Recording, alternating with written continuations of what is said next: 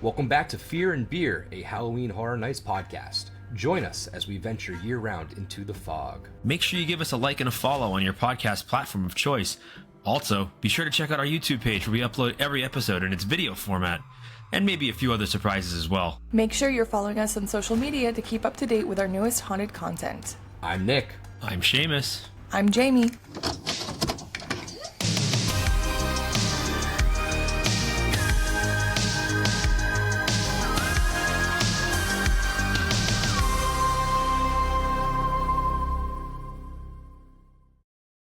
The whole crew is here.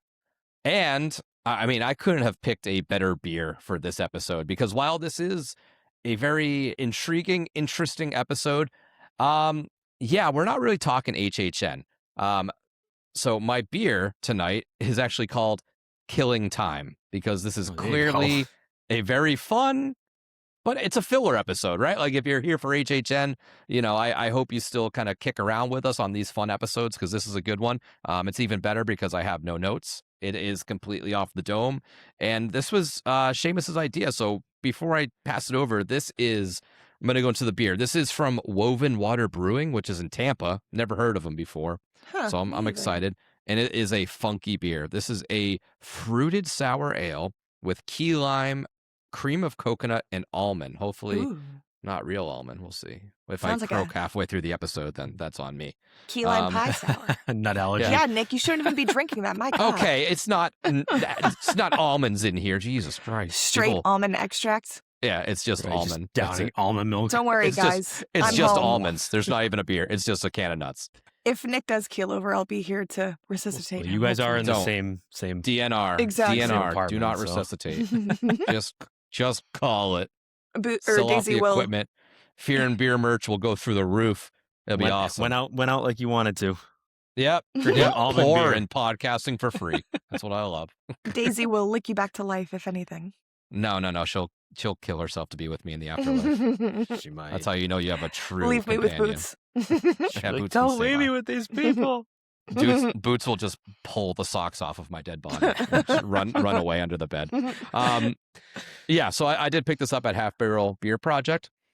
It smells very sour. Interesting.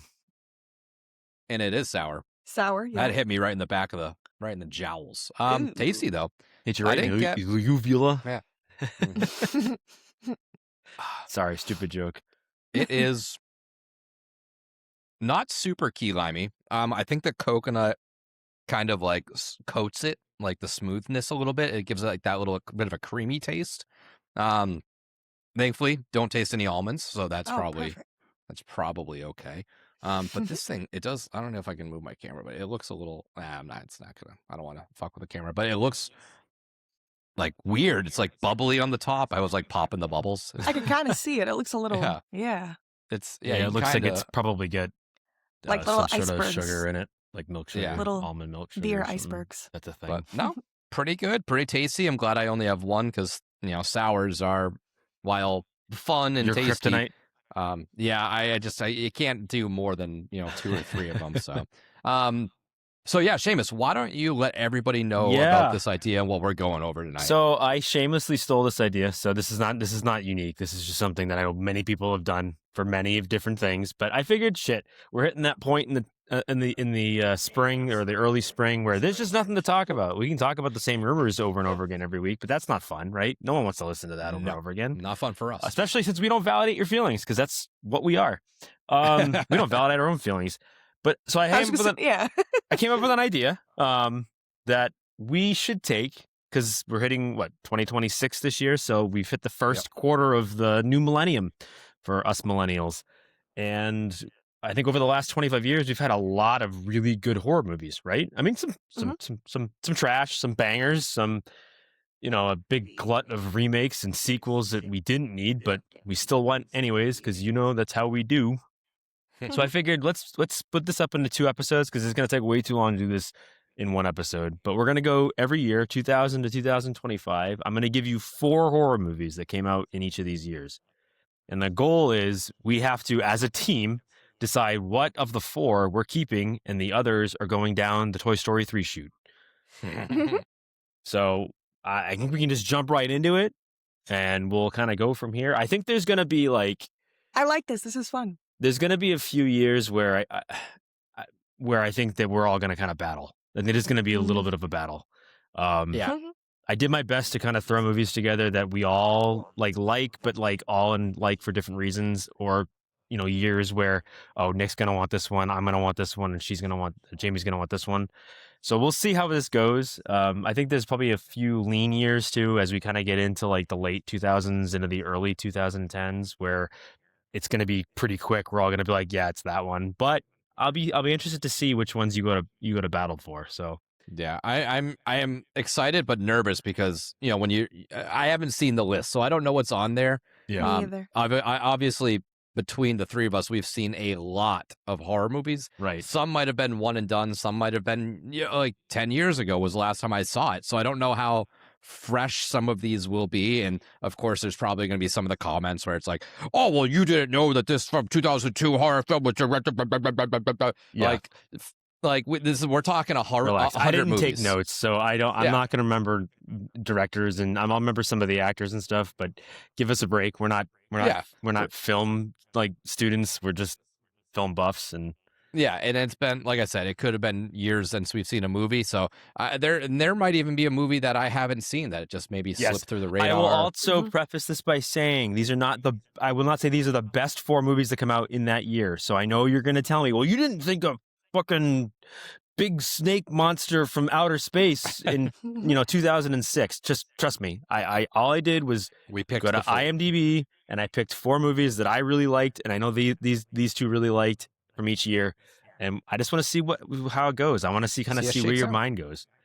Yeah, I'm excited. All right. And we will set. So I think we discussed this. I'm going to set a 5-minute timer. So that way each decade we're not spending 20 minutes on one and 2 on another. So that way, and we want to move it along. We don't want to be stuck in a decade forever, like Back to the Future. Ronald Reagan, the president, the actor. Right. Yeah. The actor. So once, I guess, Seamus, you'll list the movies, I guess. And then once you do that, I'll start the timer. That's our 5-minute discussion period. That gives us our 5 minutes to make a decision. Yeah. All righty. I think I think I got the idea of it. You ready? Right. You got the idea? Ready to go? Everybody in the audience ready to go? Let us know in the comments where we're wrong. We're ready. Yeah, comment your favorite of the 4. What would have won? Mm-hmm. But all right, so we'll just start in the beginning of the new millennium, year 2000. Y2K is come and gone. We didn't die. Planes didn't fall from the sky, and the computer systems didn't crash, and we we've moved on from that scare. So I think you're going to be surprised by some of these movies as to what year they came out. But we'll start with 2000. And sorry, thank you, Millie. So year 2000, let's just get right into it. So the 4 movies for year 2000 are American Psycho, Scream 3, Final Destination, or Ginger Snaps. Oh, okay, these are good I'm going to start that timer now. So who wants to start discussing these? Well, I already have my answer. I know where I'm going. Final Destination, Ginger Snaps. I'm taking Ginger Snaps right off the board. I knew putting that in there, someone was going to pick Gone. it. Gone. No, Snaps, okay. I don't think that's up for discussion. Well, no. We have 5 minutes to discuss, Jamie. If you think Ginger Snaps should be it, you talk. No. I don't think. I think it should be out of the 4. Oh, I know what you're saying. I know. Yeah, I get what you're saying. I'm terrible. I've actually never seen Ginger Snaps. you don't. It's been a very long time. It's not the greatest of movies, but hey, it's got its audience. I love Scream 3. I know you do. I know it's one of the. I know people hate that one. I get it. I love it. I do think the winner, and I'm basing this kind of off of ingenuity, originality, and how it kind of shaped where we are still today. I think Final Destination. I think Final Destination. What was the first one, Seamus? American Psycho. Oh, that's so hear me out. That's tough. Okay. Because my pick is American Psycho. I think I would. Okay.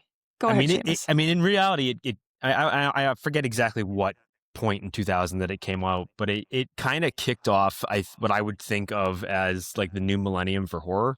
I think took an established classic but did something entirely different with it. Obviously, it's based on a book, so I'm a little partial to that. But, I mean, just the performances in American Psycho are some of the greatest I've seen in a thriller/horror movie ever. And I wouldn't necessarily say it's in my top 3, but it's definitely somewhere in the top 10, top 15 of like greatest horror movies, potentially cinema in general, because it really is, I think, that good of a movie. Granted, it's kind of built more of a cult following over the years. I think that when it first came out, people didn't really get what they were going for, and they look at it kind of like on the surface level, and they don't really dig into it to really get more out of it. Because obviously, you know, it's about a crazy guy, and it's misogynist, and this, that, and the other, and it's just, you know, it's anti-women, and this, that, you know, and the other thing. But you forget that like a woman directed it. Forget her name, but a woman directed it. So it wasn't even like something that, you know, the white men in Hollywood went and made a woman-hating kill lady movie. Kill lady movie. But when I think of iconic horror scenes from the 2000s, I think a lot of, hey, Paul, and, you know, axe to the back of the head. Now, granted, is Ice Nine Kills coloring my opinion a little bit? Maybe. No, maybe, but it still is a really great movie. Christian Bale kind of really popped after this, if you want to say, like, he really did kind of like blow up after this movie came out, because he was a relatively unknown actor before this movie, if I remember correctly. Granted, I was younger when it came out, but I do think that like his performance really carries it. You forget some of the actors that are in it. Jay Leto. Jesus. Okay, Jared Leto, yeah. Jared Leto, not Jay Leno. Jared Leto's in this. Oh shit. It's almost like I forget that this is even a 2000 movie. It feels like you forget, yeah, right. It feels like it's too good to be a horror movie. Right? Like it's a classic. And that's it. There's a few throughout these next couple of episodes of ours, like there's a few movies that are like, you're going to say it's not really horror, but I think that it fits in the genre because there are definitely a lot of horrific elements of it. And I love the idea that you won't really know if it's happening in his head or if it's actually happening in reality. Like, is he actually doing this, or is it kind of one of those things where he's imagining it and us as the audience can't really be sure if these are things that are happening or if they're fantasies that he's having in his own head. Because everyone kind of like just lets this stuff happen and acts like nothing's happening, but in reality, like, you know, he's doing some really awful shit and no one seems to even take notice or pay attention. Yeah. Jamie, what are you thinking? Because we are already at the 30-second mark. I figured we were about to run it. I was going to say, no, it's okay. Yeah, maybe we'll up it. Well, I mean, we could just each There's no hard and go fast back and rules forth here. This is Fear and Beer. We make our own rules. It's fine. We're gonna use 5 minutes as a guideline, and then we'll maybe we'll know when to wrap. It's like at a political, like, with the fucking, what do you call them, the debates where it's like they clearly like, go over talking, time. and he goes on for 10 more minutes. Right, exactly. This is how this works. Fear and Beer 2028. Sorry, Jamie, continue. No, I would I was gonna say American Psycho too. I mean, Final Destination, I do like it, and I do think it started a big, for me, not liking too many movies with a bunch of different sequels. I feel like that movie set up for a lot of really good ones. The first Final Destination preferably isn't my favorite. I think the third one might be my favorite. So then again, that's why I'm kind of biased towards leaning towards American Psycho. And then there wasn't a second American Psycho one, right? It was just a one-off. They had that like there was like some sort of weird straight to woman-based it was like one, American straight Mary? To the bargain bin type thing. Yeah. But yeah, I don't consider that canon. Scream 3, I wouldn't say Scream 3 because I don't think a sequel, or however, whatever you consider that one to be, Nick, you would be more knowledgeable about those movies than I. But yeah, I think American Psycho would be a good one for the year 2000. Yeah, it's just, for me, like, it's weird because American Psycho almost feels timeless. Like, it's been a while since I've seen it. I watched it recently, very recently. When I think of Final Destination, like, it feels so, like, 2000. It feels very early 2000s. It does. And it kind of gives me that vibe. But so you guys are both going American Psycho? I think so. My vote is American Psycho. Mhm. All right, I'll give Final Destination a vote just to give it a vote. Even though I mean, Final Destination is a close I second think it for me deserves a vote. because it If does. it was the third one, I'd get my vote. I think unfortunately, like the series as a whole kind of gives the first one a bad rap. Like I think the first one was actually relatively unique. I thought it was a really unique idea. It's the plane one, right? Yeah, it's Yeah. the one with the plane. The original one. Yeah, right, yeah, yeah. right. Ugh, And scary. I mean, it's goofy in its own way, but like it was almost, I want to say, believable. Where the other ones kind of got just crazier and crazier Yeah. and badder, worse and worse as they go on. It's kind of like the Saw franchise. Like, yeah, exactly. Saw 1 is nothing like Saw anything else after Correct. that, really. Correct. Yeah. Right. So I get it. But yeah, I think American Psycho is just such a timeless movie at this point that Yeah. I don't know how you don't pick it. Yeah. All All right. right, Great American soundtrack Psycho. too. 2001. Obviously, it was a This pretty is a tough year. pretty shitty year for us Mhm. in the States. Obviously, we're not going to get into that, but long time ago at this point. But as far as horror movies are concerned, you might be surprised how hard this is going to be for you two. I'm just going to Oh, say. I know. All right. So 2001, our movies are The Others, Jeepers Creepers, Yep. 13 Ghosts, Oh, or Jason X. I'm surprised Must you didn't start- put House of must Thousand start the Corpses clock. on here. That's not that came out. Was that it came- not 2001? Just hold your horses. Hold your Oh, wait. Oh. horses. This is a trick question. I know. Go ahead, Nick. Hold All right, your horses. 2001, I'm starting the clock now. All right, who wants to start the 2001? I'll let you two go because I know this is one of your years. Definitely, I have kind of like Well- two picks, but I'm not really sure which one to go with yet. I already know which I- one I'm picking, so you go I'm ahead, eliminating Nick. Jason X. Like, I know everyone thinks I'm going to go to Oh! bat for it. I Like, put that I- in there because of you. Well, I figured but you would I'm like a very, that one. I'm a very realistic person, right? When it comes to movies, sports, whatever. Like, I know it's not a good movie. It can't win. It doesn't mean it's not a very enjoyable, out loud, non-guilty pleasure movie. Mhm. Like, it's a bad movie. That's why I like it so much. I know it can't compete with these others. Like, it's just, unfortunately, it is what it is. You know, it's just not going to cut it. So then what were the other? Jeepers Creepers, The Others, The Others, and And 13 Ghosts? 13 Ghosts. Okay. Ooh, toughy. I mean, I think it's going to come down to Jamie's love for Jeepers Creepers and the reality that 13 Ghosts is a much better movie. I don't know. It's tough. I mean, I'm kind of dismissing The Others as well, so I don't know if You don't anybody like had The any- Others. We've talked about that before. I don't know if you like that movie. The No, Others. Well, like The Nicole Others Kidman. and The Strangers, I don't like. Oh, The Stranger. Come on. We won't get into it. Oh, we're not there yet. Don't worry. Personally, I would pick Jeepers Creepers. I figured It's you would. really unfortunate that the director's a piece of shit because I feel like it is a great movie. The first Eh. one and the second one are very good. I feel like Separate it's the that art from the very artist. no, exactly. Yeah. But I feel like it's just that down south horror, and it's just, I mean, I'm also kind of biased in the sense that some of it was filmed in Florida, and we've gone to some of the filming locations when we'd went to a convention, and I've met Jonathan Breck, who played the Creeper in the first and second movie. He's a very, very nice guy. The story all around is very unique for that time, especially in the early 2000s, and I feel like the creature design was fantastic. We don't really talk about the third one or whatever ones came out because they weren't very good, and it was a different actor all around and pretty much kind of different storyline. But yeah, I think Jeepers Creepers definitely set the tone for the early 2000s with that. I think it scarred a lot of us kids, including myself, in the early days. Yeah, I'm pretty adamant with 13 Ghosts. That was just such a. I know it was a remake, but it was a classic. It's an in and out movie. Jamie, perfect for you. It's like sitting right at an hour and a half. Like No, I love 90 13 minutes. Ghosts too. I really do.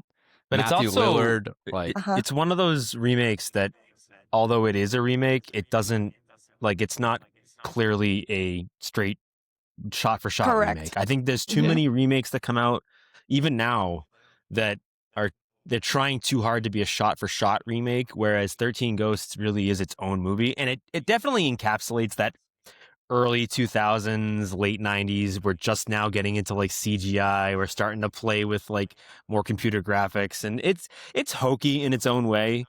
But I got to be with Nick. I think it's just one of those early 2000s classics that like Oh. you have to revisit it you have to revisit it at least once throughout the Halloween season, just because it's such a just a schlocky good time, kind of like Jason X in a lot of ways. But Yeah. I think with the rule that like all the other Jason movies still exist, I think I can do without Jason X. I wanted to go with the others, but I knew you two were going to be like, no. No, I love the others. I I don't think it's bad. I think it's a great movie. I love Nicole Yeah. Kidman in it. I Mhm. love that. You're crazy. I am your daughter. I love that movie. I really do. But I can only think of Scary Movie when and it's like I Michael know, Jackson. I It's like, know. I am And your it's- daughter. And Scary Movie fucking it has ruined so many horror movies for people. Like It has. what are The you Ring. waiting for? What am I waiting for? Okay, we're not even talking about 2000. Actually, that did come out 2001, right? it did. Scary That came Movie? out like right afterwards. Like it was like I vote for incredibly Scary how Movie. quickly it was. I kept No, all the scary um, movies off of this because I consider those comedies, they're not horror movies. Yes, Mhm. they are. But I'm going 13 Yeah, I know it Ghosts. is.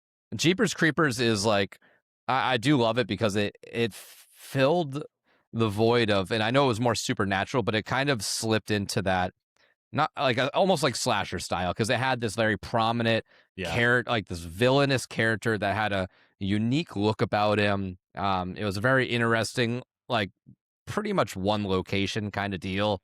I love those movies if you can actually like pull it off. It's tricky, but I just think 13 Ghosts is in that similar sense too, where it's like one location. There's Yeah. the mystery element to it.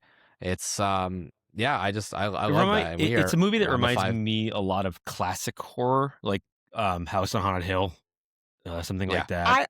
That's so funny you say that, Seamus. Yes. I always kind of categorize those two movies together growing up watching them because I used to watch the remake of House on Haunted Hill a lot as 13 Ghosts as well with my grandma. Mm.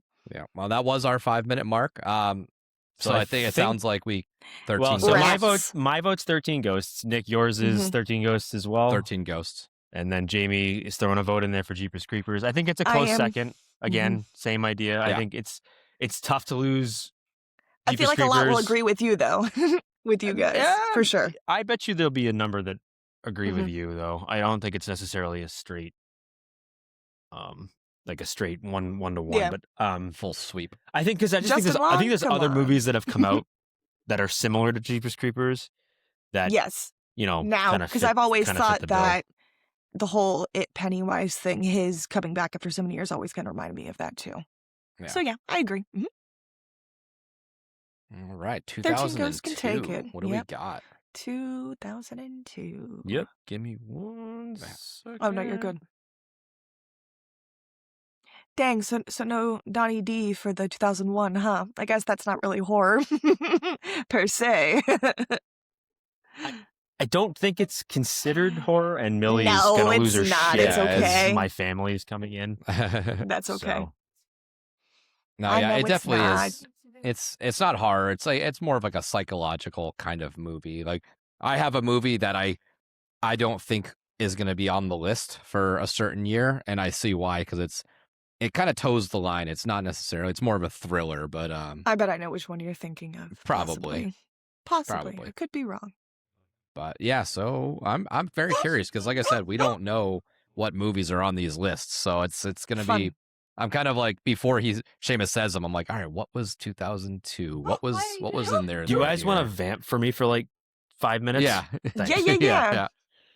yeah. So I don't know. I'm curious. Like Seamus said, there's going to be a lot of films. Like Seamus narrowed it down to 4 per year. So there's going to be years where stuff gets left off. That's for sure. But this is a fun little thing, and I'm sorry for the brief intermission after only 2 years. But No, I know it's okay. we'll Boots get and back Daisy are into it. usually the ones hyped up. Yeah, they're usually the screaming puppies. But What no, do we I do was- this? I was just gonna say, looking back at it, I can't even really. I mean, sometimes I feel like I only know the years for movies that I really, really like Donnie Darko, House of a Thousand Corpses, stuff like that. But when Seamus gets back, I think in 2003, maybe that'll be talked about. Yeah, I'm a But, pretty good you're good at- ballparker. Yeah, Like just being like, what that come out? Nah, it feels like it was like 04 or something Yeah. like that. But I I- was saying, go ahead. My Nick, mouth sorry. is getting a little scratchy from this fucking almond. Don't drink it then, crazy. Go take a Benadryl. Yeah, we'll see. One beer's not going to kill me. Nick, come on. Gosh. Mm-mm. So ridiculous. Yeah, I don't. So, like we said, I don't know if we reiterated this, but we're gonna break this up into two parts tonight, just because we had to intro it and stuff like that. We're gonna do the first 10 years, and then I believe next week or the week after, we're gonna jump right back in, and we obviously don't have to introduce the idea at that point, so we can do the last 15 for the second part of this episode. So yeah, it's I'm excited to kind of keep on trucking and see what we got for the next. Sorry, everybody. Couple That was a delay, responsibilities and shit. All right, so 2002. We are now into 2002. This actually might be kind of a hard year. We'll see. The movies are 28 Days Later, which I completely forgot came out in 2002. It's wild. Yeah. The Ring, which again, insane that came out in 2002. Yep. Cabin Fever. Okay. Or Eight-Legged Freaks. Oh, Jesus. All right. So starting the clock. All right. Who wants to start this one? I kind of figured Eight-Legged Freaks was like a Nick movie. That's why I was like, I'm going to throw this in there just to see if he's a fun one. If he's just like that one. He's just like, ooh. But I do like that. Is that one of the Perrys in there? Well, what's his name from Scream? Arquette, David Arquette in it. I forget who else is in it, but I have a soft spot for like big monstrous like bug movies, like creature movies, and that definitely kind of like gave me the feeling of watching like an old like They Live, or even the one with the like the sandworm things. I forget what the like Tremors. Like Tremors kind of gave me that Tremors vibe a little bit. It's goofy. It's a little bit more of a comedy, but I still consider it a horror movie because it's got monsters in it. And there's another one on this list eventually that's kind of like it, kind of the same vein, but really, let's be honest, it's going up against three heavy hitters, like three heavyweights in the genre. Specifically 28 Days Later, which obviously created, or I want to say created, but it reinvigorated an entire subgenre. I mean, before 28 Days Later, zombies was dead. No one was really doing zombie stuff. And then, they came out and said, hey, guess what? We're going to make zombies badass again. And they did. They did it successfully. Danny Boyle. Yeah, Danny Boyle. Cillian Murphy. I mean, the dude's just, he's a genius. I mean, you get to see Thomas Shelby's cock right in the middle of that movie. This is true. Or right in the beginning of the movie. Cillian Murphy's incredible. He really is good. I love the way that movie is shot. Like, the movie is shot in such a way that, like, it's almost hard to believe. Like, the fact that they could get those London, like the wide shots of London completely empty. It's incredible that they pulled it off to me. Like, I don't know how they did it, but it's a crazy accomplishment for an early 2000s zombie movie. And who thought making zombies ass kickingly fast, as I've heard before, like doing that completely changed the game. If you think about the rage virus. Yeah, I mean, really, it definitely like reinvigorated the zombie genre in a lot of ways. And it's still, to me, it's still probably the best zombie movie ever made. Sorry to all the Night of the Living Dead fans out there, but this movie is incredible. Yeah. And then what else? We have The Ring. But then it's going up against The Ring, which, what was the other one? Cabin Fever. Okay, yeah. So Cabin Fever is, I think, Eli Roth's, like one of Eli Roth's first movies. And isn't it his first directorial movie? I think it's his first one. I mean, someone will probably correct me, but I think it's Eli Roth's first movie. But The Ring, I'm a sucker for Japanese horror. It was, I think, kind of wasn't it? I think it was the first real American remake. It kicked off a trend, that's for sure. Like, The Ring was like the first one to really take like a true Japanese horror, make it for Western audiences, but keep that. It kept that Japanese, that Eastern Asian horror, like that Japanese horror, whatever it is, that vibe, or whatever you get with a Japanese horror movie, which is very unique. Like, it's not just because there's Japanese actors in it, but because there's just a certain style to their movies, and this was the first one to really hone in and do it the right way, and obviously make it so it's sensible to Western audiences, but it still keeps that style. And I love The Ring. Like, The Ring is got a soft spot in my heart because that movie, I think Ringu is great, obviously, because the originals are always usually great. But The Ring was the first time I was like, oh, you can actually do that. You can remake a different, like, you can remake a style from, that isn't necessarily something that Western audiences is used to and make it work for Western audiences without making it too campy, without making it too obviously like America, like, you know what I mean? Like, this movie was really, really, really, really well done. So this is a hard year for me. I don't know exactly where I'm going to go. I kind of want you two to like hatch it out and then help me make a decision. Yeah. Jamie, what do you think then? I know we're probably running quick on time. I was going to choose The Ring. The clock is not real, Jamie. There's no such thing as time. It's a reminder. We gotta, yeah. I mean, I'm going to pick The Ring. I feel like it was kind of one of those movies that so many people were watching it when it came out. And I definitely know that I was checking behind the shower curtain every time I would go to the bathroom for quite some time after watching that terrifying movie. And after watching it, thinking that I was going to die in 7 days too, and was afraid whenever our house phone wouldn't ring at the time because I was like, well, this is going to be my end. But yeah, I'm going to go with The Ring.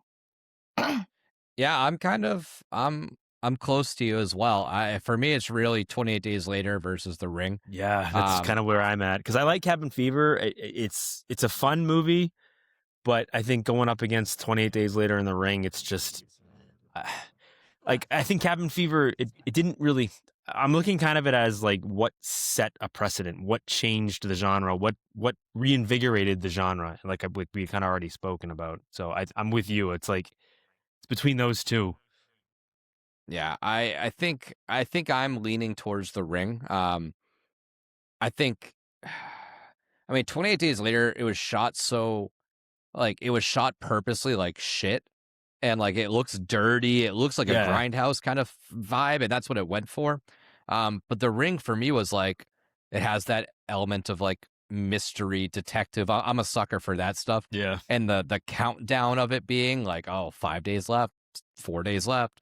And that one genuinely just scared the shit out of me as a kid. Like driving home from the mall after that, like after seeing that in theaters, was terrifying.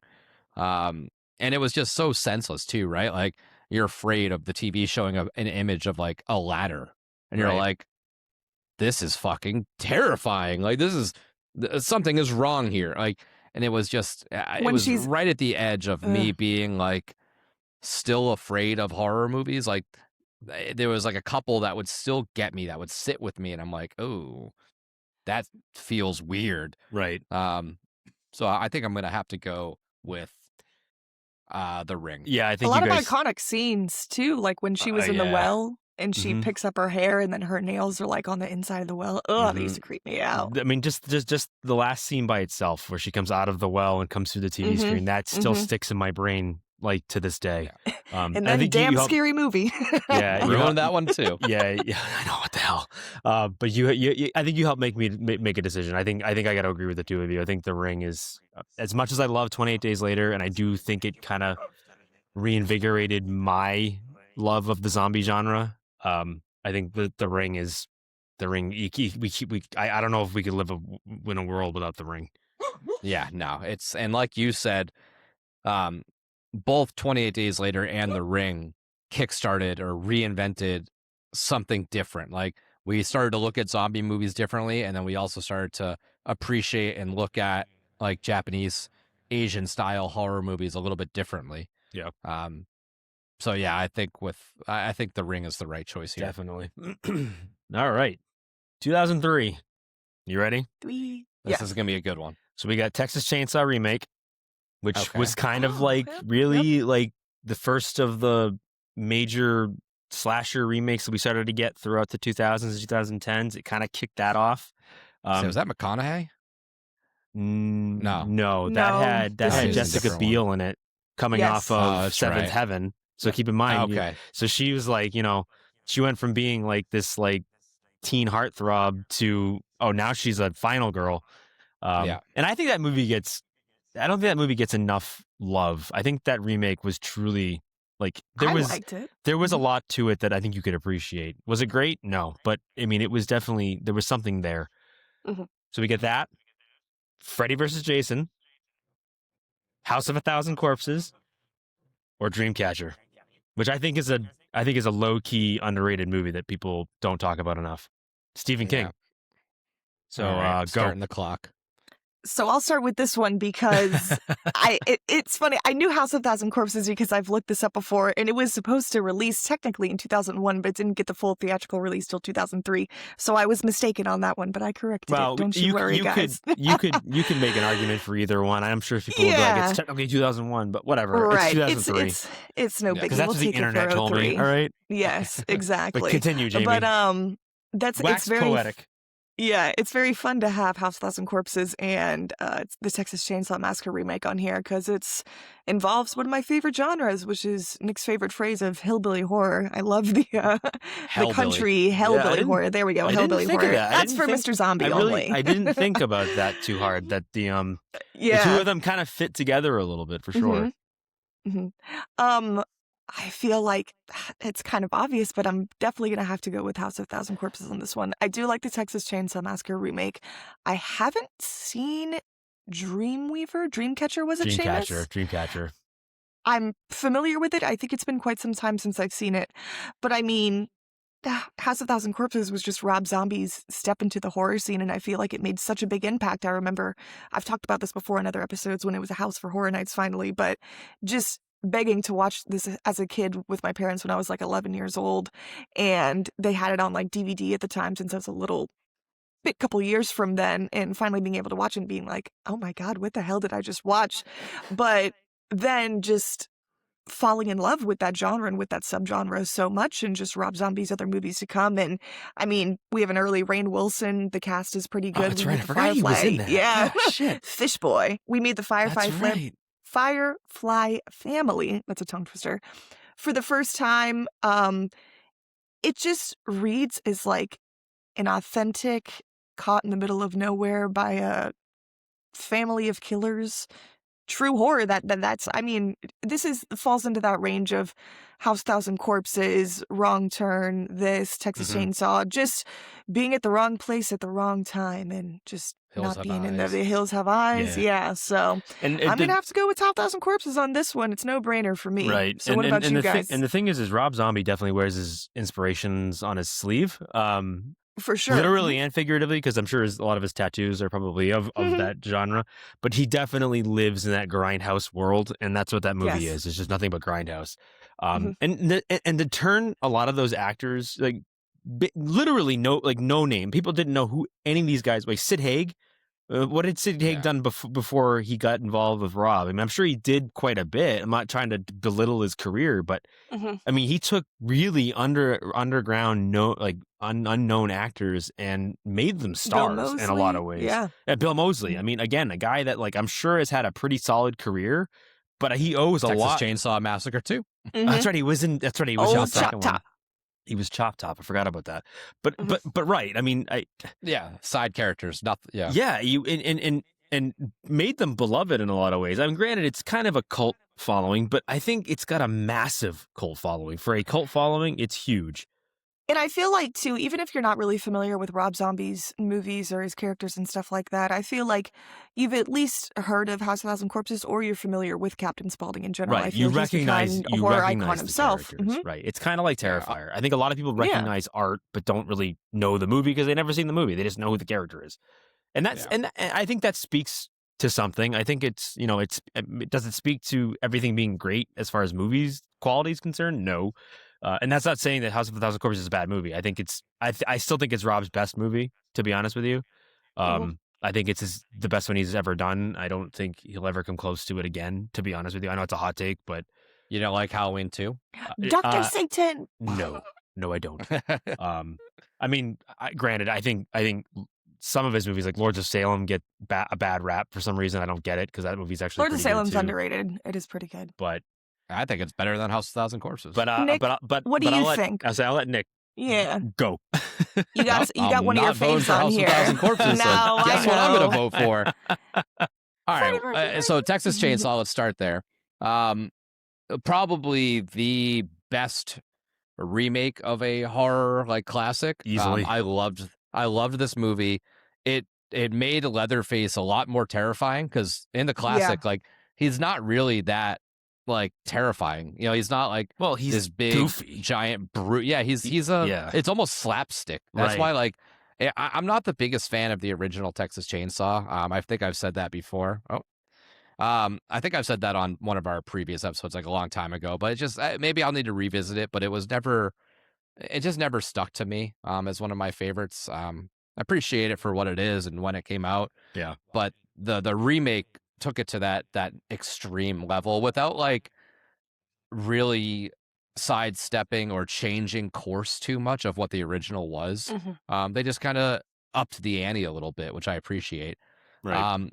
But Freddy versus Jason, I mean, we waited 10 years for this crossover because we got the little Easter egg stinger scene at the end of Jason Goes to Hell with Freddy Krueger's claw coming up and grabbing Jason's mask. That was in 93.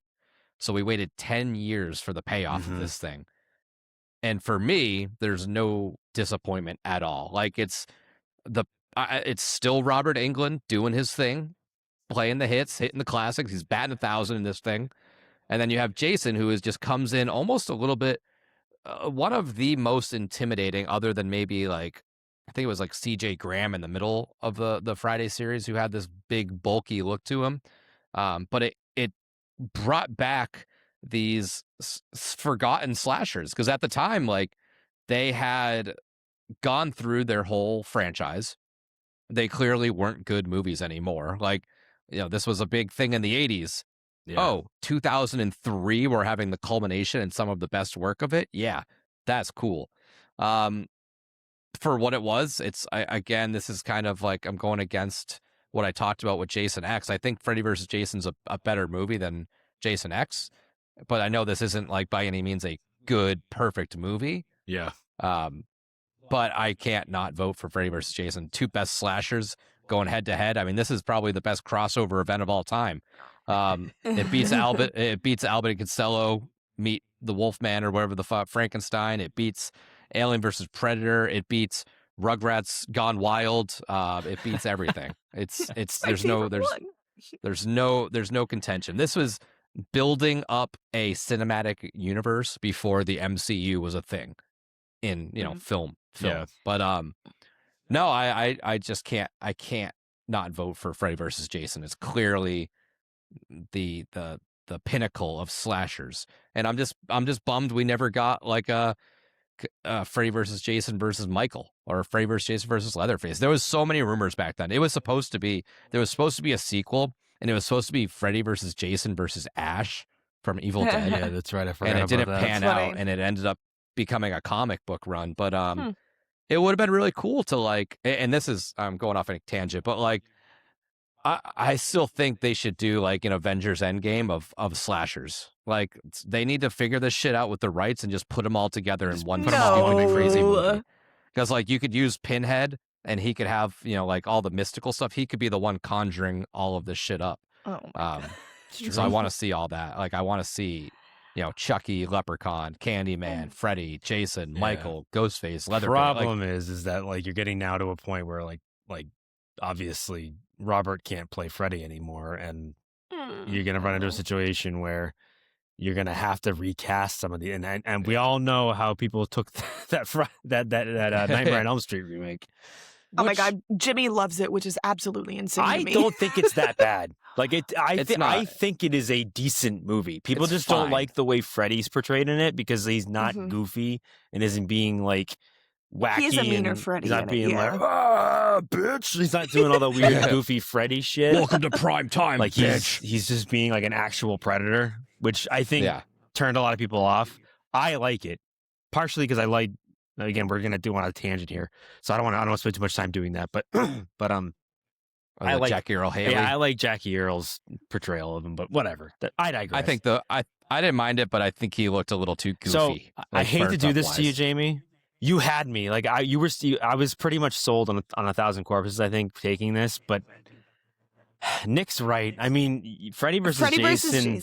It would have been my second pick. I mean, of all the 2000 slashers, like of all like that, like Nick was saying, like a lot of it was like a remake. A lot of it was shitty sequels like Halloween Resurrection, a bunch of other shitty fucking slasher sequels, Freddy vs. Jason actually kind of lives up to its legacy in a lot of ways. And like Nick said, I mean, people waited a long time for this to happen, and the fact that they actually made it happen is I think is an accomplishment in and of itself. Plus, I mean, Ken Kirsinger, Nick, you got it right. I mean, that dude, he was following some pretty big boots. I mean, Kane Hodder was a tough person to follow up, especially considering that like Kane kind of really took that role and made it his own. And anybody trying to play Jason after that would have had a lot to like live up to, because he just made him such a physically imposing bad guy. And Ken did a great job doing that. So I think that it's close, but I gotta go with Nick, and I think Freddy vs. Jason's got to win 2003. And I'll go quick on it so we can move over, but I will say Freddy vs. Jason would have been my second pick, and it does have some of the most iconic early 2000s things that you would want in a horror movie. I mean, when Freddy Stuff turns that we can't in... repeat on the podcast. Yeah. No, well, I wasn't going to say that part, but I was just going to say there's definitely we all know. Little inappropriate for our time today, unfortunately, and for then, but they got away with it somehow. But anyways, and also just the complete knockoff of Jay from Jay and Silent Bob. Oh my gosh, I know. Yeah. But I was gonna say when the one kid, I forget what's his name, takes all the sleeping pills, and then when he like falls asleep, he's smoking out of the bong or smoking the hookah with the caterpillar Freddy, which is just absolutely ridiculous. And then it slithers under the door. And then when Brandy's in the back of the minivan with all the neon blue lights and everything and has to give Jason mouth to mouth, I always thought was so just creepy and a gross scene. But there's a lot going on for Freddy vs. Jason. So I think that definitely this is a good spot for it. I'll give it that. We're back? Maybe, hopefully. Yeah. Did we miss that whole tangent? Maybe it got what you were saying. Maybe it didn't. I don't know. There was a pretty big pause right there. Yeah, I was gonna say you guys I think we were all. I was on a roll. We were probably all. I think me and you probably froze. Something might have happened. I bet you. That's okay. We'll worry about it. It's fine. It's fine. Yeah. We're gonna assume that it recorded. So yeah, great points, Jamie. I agree. Thanks. Yes, I agree with that. Some great scenes in Freddy vs. Jason. All right, you ready for 2004? Let's get into it.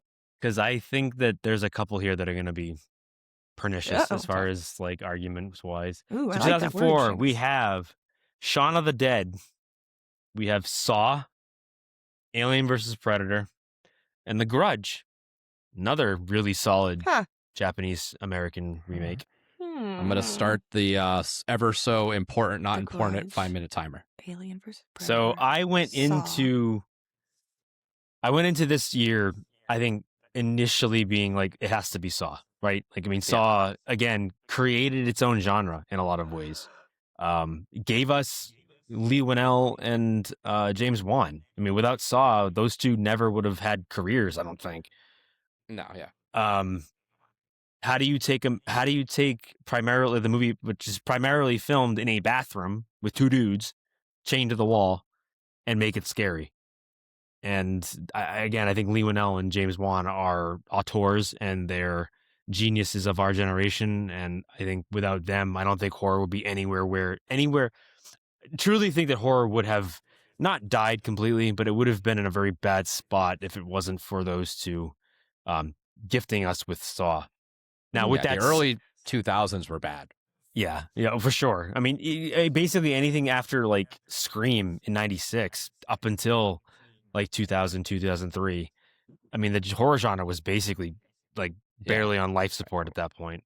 And I think the slashers died out, and there was nothing to like fill it. Right. There was nothing to really fill that hole until they came and gave us Saw. But with that being said, I think Shaun of the Dead does something that a lot of horror movies, horror comedies really can't achieve, and that is making a complete movie. I think that this movie has everything. It has the comedy, obviously. It has the zombies. It has the horror, and it does shtick in a way that works. Like, I feel like some shtick movies don't always work. It feels kind of hammy, and this movie doesn't feel hammy. I think all of the jokes in this movie land. I don't think there's a bad joke in this movie. You got red on you. It plays every time. Right, exactly. And I mean, again, talk about making an actor's career. I mean, it really did make a lot of these guys, specifically like Simon Pegg. Like Simon Pegg became a household name because of this movie. Yeah. I mean, it's the Edgar Blood and Wright, Coronado right? trilogy. It was Edgar Wright, right? I got the Edgar right Wright, Nick Frost. That's Simon what I thought. Pegg. Yeah, Edgar Wright was the right director. Okay.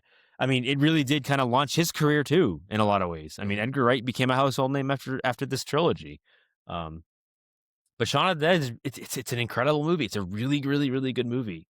So for me, it was between those two. I love Alien and I like Predator. Yeah. I like them separate. I don't like them together. Okay. I think this movie wasn't as... It was trying to bank off that Freddy versus Jason hype that we got the year before. Yeah. I think they were like, oh, maybe this whole versus thing will actually take off. But I think Freddy versus Jason started that genre, and then Alien versus Predator immediately killed it. Yeah. Well, so I like Freddy vs. Jason more than AVP. I'm not going to vote for AVP. I think Alien and Predator make more sense to have together than Freddy and Jason. 100%. The ultimate predator trying to hunt the ultimate. Right. It should have. It should have worked, and the fact that it didn't work is mind blowing to me. But yeah. So what was the fourth? So we're Grudge. talking The AVP. Grudge. Yeah, was getting to that. Sorry, I screamed that. Okay. No, but The Grudge, again, another movie that shouldn't have worked as a Western horror movie, but they found a way to take a Japanese style horror movie and turn it to Western audiences and actually make a really, really, really, really good movie. Because The Grudge is also incredibly scary. That kid with the cat noises, like that is horrifying. It really is horrifying. It is. And all I could think of is Scary Movie 3, where they're just saying, Toyota, IKEA, Wabasabi. Yeah. It's just like... But I mean, what I think is genius about The Grudge too is it's not where The Ring was kind of like, let's just take this entire setting and bring it to the States and make it in the States.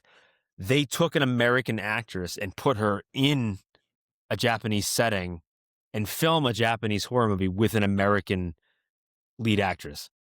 Yeah. So I think that's where that one at least. Yeah, Sarah Michelle Gellar. And it was a really, really good idea to do that because it wasn't like, it didn't feel like you were trying to, again, ham fist something that doesn't fit or doesn't work for, Western audiences.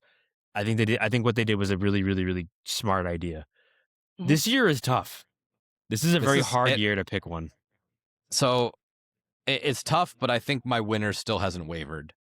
Okay. Oh, here's the 5-minute mark. Oh. Go off. Turn off. I think it's Saw. I think it's single-handedly one of the top horror movies of all time. Yeah.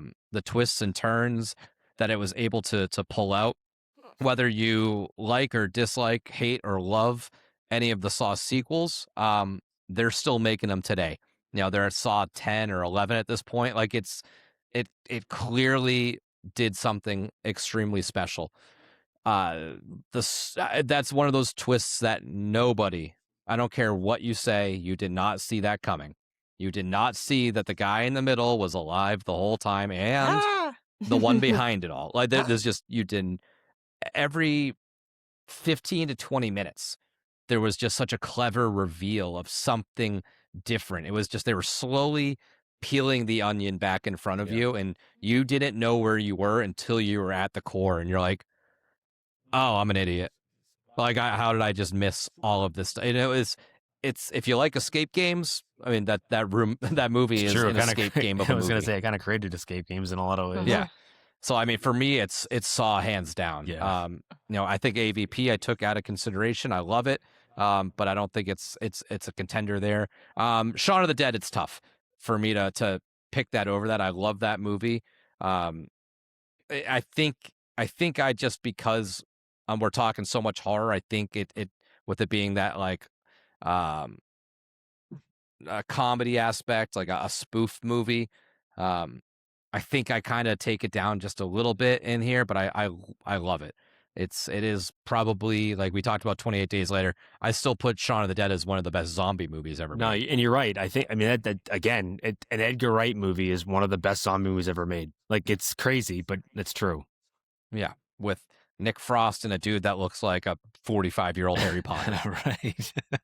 But Jamie, what are your thoughts? I know you don't like Shaun of the Dead. So I don't like Shaun of the Dead. I also am not a big fan of Alien versus Predator. Honestly, this year was, I wouldn't say difficult for me, but I mean, I guess not my 4 favorite top movies in general.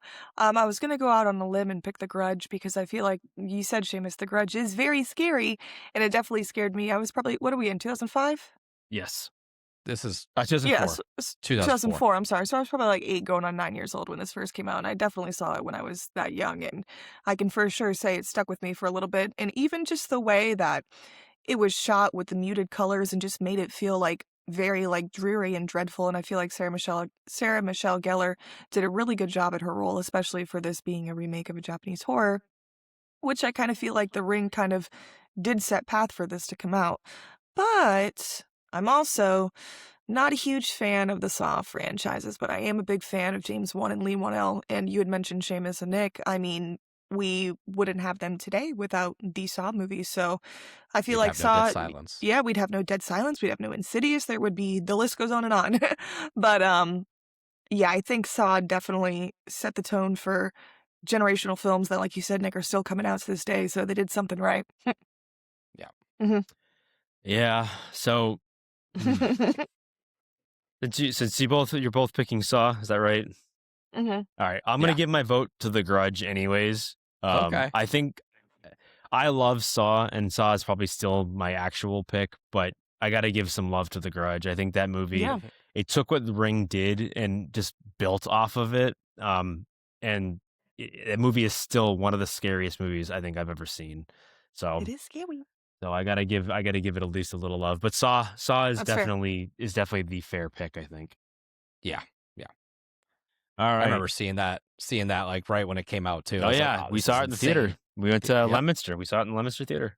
I think we had to have my dad buy us He tickets. did, yeah, because it was like rated 14 R or and something 16. like that. Yeah. So all right. So now we're kind of getting into what I would consider the lean years. I think that anywhere from like 2005, 2010, which is where we're going to end this first part. It's a little lean, so we might kind of run through these a little bit faster, but we'll see how it goes. I think there's a couple years in here where we're like, oh, I forgot that movie came out that year. So 2005, we have The Exorcism of Emily Rose, which again, completely forgot this movie came out in 2005. Yeah. The Descent, Hostel, which for its faults is still a pretty good movie, and The Devil's Rejects. I know I didn't pick too many sequels, but I had to pick The Devil's Rejects because I think that it's different enough from the first one. So those are our 4 for 2005. What was the first one, Seamus? Sorry. The Exorcism of Emily Rose. Ooh, The Exorcism of Emily All right, Rose. I'm going to start this clock. Jamie, since one of your favorites is on this list, why don't you tear let us you through start these a little bit? This is tough. The Devil's Rejects is on there, and you would feel like it would be a shoo-in for me to pick it. But funny enough, Seamus, The Exorcism of Emily Rose, I haven't watched it in quite some time, but it is a very good exorcism movie. I feel like they made a lot of those exorcism of so-and-so movies, and there's so many ladies' names that I can't even keep up and remember which ones they were. Yeah, but this is this is the one. This is the progenitor. Yeah. This was also directed by one of his earlier films. I think this was Scott Derrickson directed this one as well. I believe you're right. So it was one of his earlier ones that he came out with. So I was maybe kind of biased on that because I do like him a lot as a director. But But they also combined. They made an exorcism movie disguised as a crime, like a procedural, like a crime movie. Yes. Yes. So like half the movie takes place in a courtroom. And it works. It works so well. Granted, which I enjoyed. And I want to look. I look up her name. The poor girl's name. The actor there that played Emily Rose. I forgot her name too. I haven't seen her She in so long. is horrifying in this movie. And the one the way thing she contorts. Yeah, the one thing I remember them be like always like one of the big things they talked about was that like that wasn't like generated. That wasn't like assisted with computer generation. She did it all on her own. Like that's real. Like completely practical. All of the contortions and stuff that she did. That movie's surprisingly scary. Like I didn't think I'd be scared by it as much as I was because I was terrified. Possession movies don't really scare me, but that movie actually got under my skin. And it's probably behind The Exorcist, one of the best possession movies ever made. I think other than The Exorcist, it's probably the best Exorcist. Yeah, I would think movie. so. Agreed. So yeah, when it probably comes down to it, it would be, and oh, you mentioned The Descent too. The Descent is a really good one, and I know I'm not going to pick this one, unfortunately. I hate to break it to everyone. I know this is a lot of people's pride and joy. They love this movie, but I've never really. I like the premise of it. This is the cave one, right? This is Cave, the The one Descent, where they with the weird where they little spelunk. The yeah, spelunkers, and like they're yeah. like vampire like the vampire things that live Yes. in the The little demon vampire things that live in the cage. Interesting concept. Like the creature design. Not a huge creature feature fan, kind of stuff like that. Wouldn't even know if you'd consider this that. But if I had to pick between The Devil's Rejects and Exorcism of Emily Rose, I don't want to. Someone else has got to go and figure All right, this that's out fine. for So me. that's I'll fine. have it. I'll have it towards the end. So let me throw this into you. Mhm. My pick is The Descent. That movie A is lot of people like it that movie again because it's not your and say tradition. it's scary. It's not your traditional horror movie because it really doesn't become a traditional horror movie till like the last 35-40 minutes or whatever when they actually come across the monsters in the dark. But for the first like however many minutes it is of them just crawling, I'm getting goosebumps thinking about it. Just thinking about it. I haven't watched this movie in years at this point. I probably should go watch it. This movie made me so uncomfortable. And there's another one on this list. I think we don't get to it till the next one, which is like, but it's the same idea where it's not scary in the traditional sense, but it is so unnerving. Like I'm claustrophobic to begin with. I don't like tight space. I don't like enclosed spaces, tight spaces.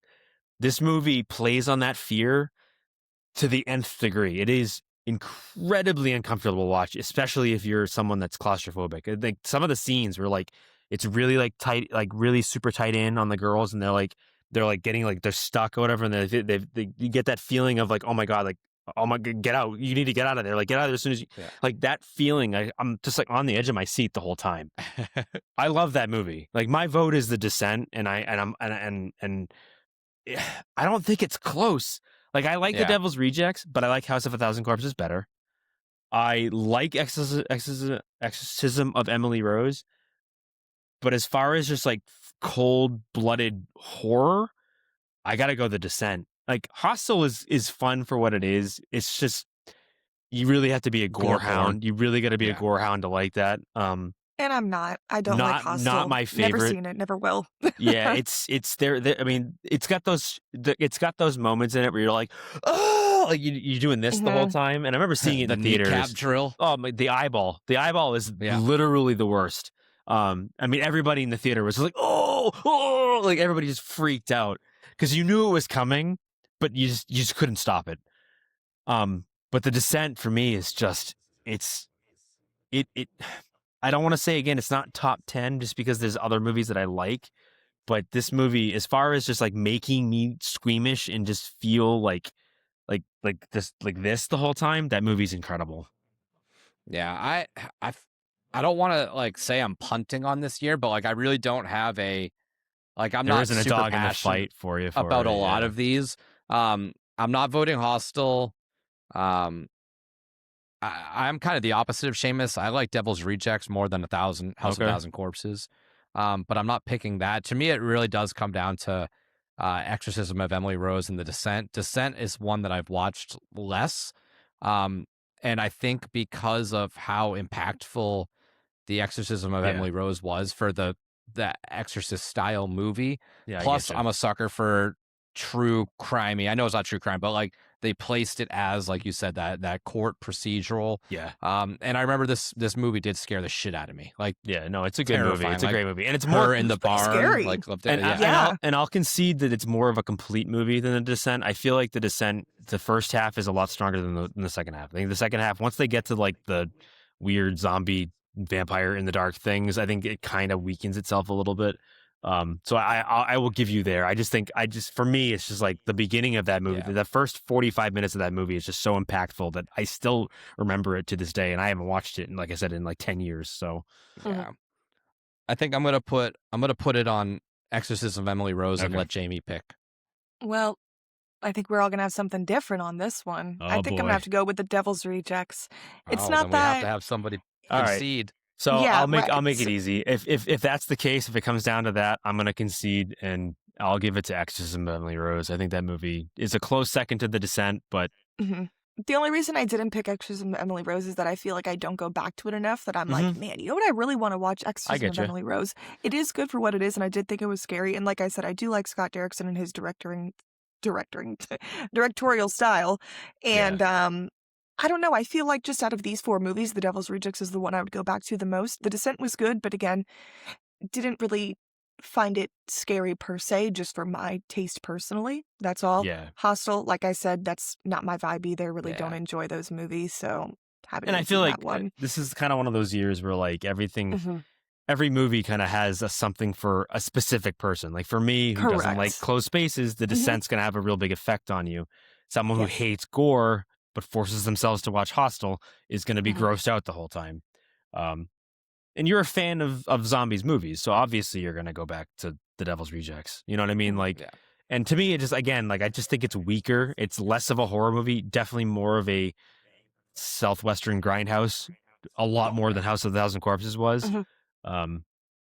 But Exorcism of Emily Rose, I just think is like for a complete horror movie, I think that it definitely fits the bill. Yeah. It's a good pick. All right. Mhm. That was a tough year because like I'm not super passionate about really any of them, but Right. Yeah, I do it's- understand it's- the Again, it's a importance of lean them. year. There's, again, a couple of these are pretty lean. So, Yeah. so Yeah, do your 2006. best. That's okay. Yeah. So 2006, my senior year of high Ooh. school. I was graduating high school in 2006. I was 10 years old. Yeah, make me feel old. Awesome.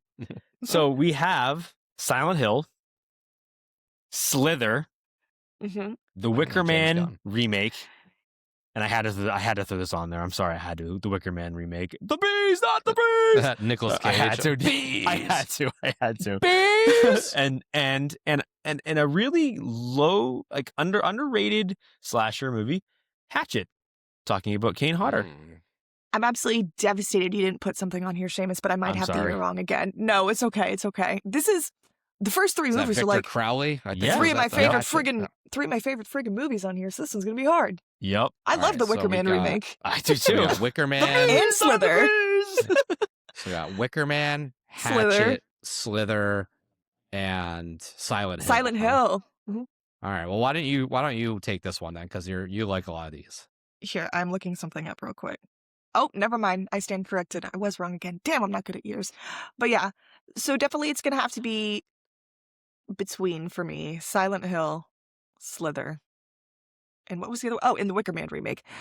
Man, what a whole. All 4 of these are so different I knew from there each was going to other. be certain years that were really going to throw you off. I do like Yeah. Victor Crowley and Hatchet. I've only seen it a few times, so I wouldn't say I'm the biggest fan of it, but I did like it for what it was. Some of the best slasher Silent- kills I've ever seen. Not gonna lie, like, Yeah. and that's He's a saying cool a lot. character. He is. He And rips the girl's head off like in half. That movie's incredible. Yeah.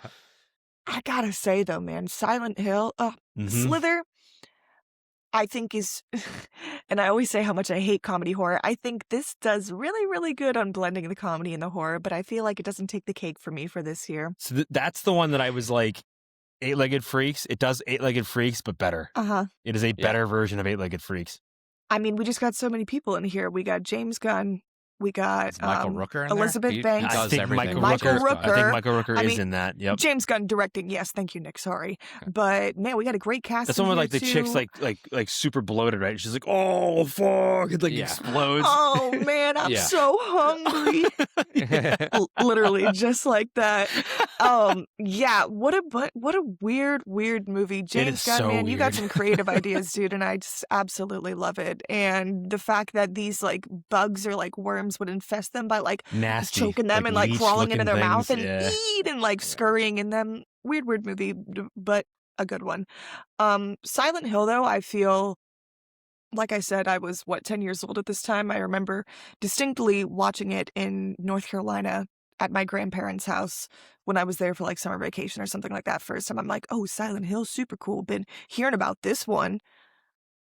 When I tell you Who this are you movie, hearing about stuff from when you're 10? I didn't have TV or anything, Nick. It's totally fine, or it didn't go anywhere. It's okay. Oh, come on. You remember being 10. You had friends who always, like, the friends who Yeah, always got to watch exactly. everything. Thanks, Seamus. Nick thinks I'm just a simpleton. No, you're right. You're right. I was in middle school and like I had friends who were like, "Oh, how come I got to watch? Have you seen this? Have you seen that?" And like, no, I'm not allowed to watch that. So I get it. And so it was on TV when we had cable at the time, or we were watching it somehow on one of those movie channels, how they have now. But your dad was cool and like let you watch like movies and stuff. So my grandma's the one who got me into horror too, so I watched a lot with her. Oh, okay. Yeah, my dad's mom, so it makes sense. But I mean, Silent Hill absolutely scarred me and terrified me for life when the big pyramid head guy ripped the lady's skin off from her entire body and flung it into the door. When they cooked the little girl Alessa alive, and then her charred body's like sitting in like the hospital bed, and they like peek over and do that like flashback scene where the nurse is like peeking over at her and looks through, and then she like her eyes are all bleeding. When they burned the cop and you watch the cop burn to life too. Oh my God, just a bunch of really, really weird, creepy scenes. Yeah. I obviously was too young. Nick, I'll give you this one. So I didn't play the games. I was too young to play the games, so I didn't know about that. But I knew it came from the video games, and I really feel like it kind of started that trend for video game horror, for actually making it come to life, if that makes sense. Just coming from someone who has been a gamer for no, exactly, yeah, you, more than me. Was coming up at a time when like the games were still pretty big. I will say they have re-released a lot of it, so you should go back and try it. You can get it on PlayStation and stuff like that. So I would recommend trying at least 2. Silent Hill 2 is really good.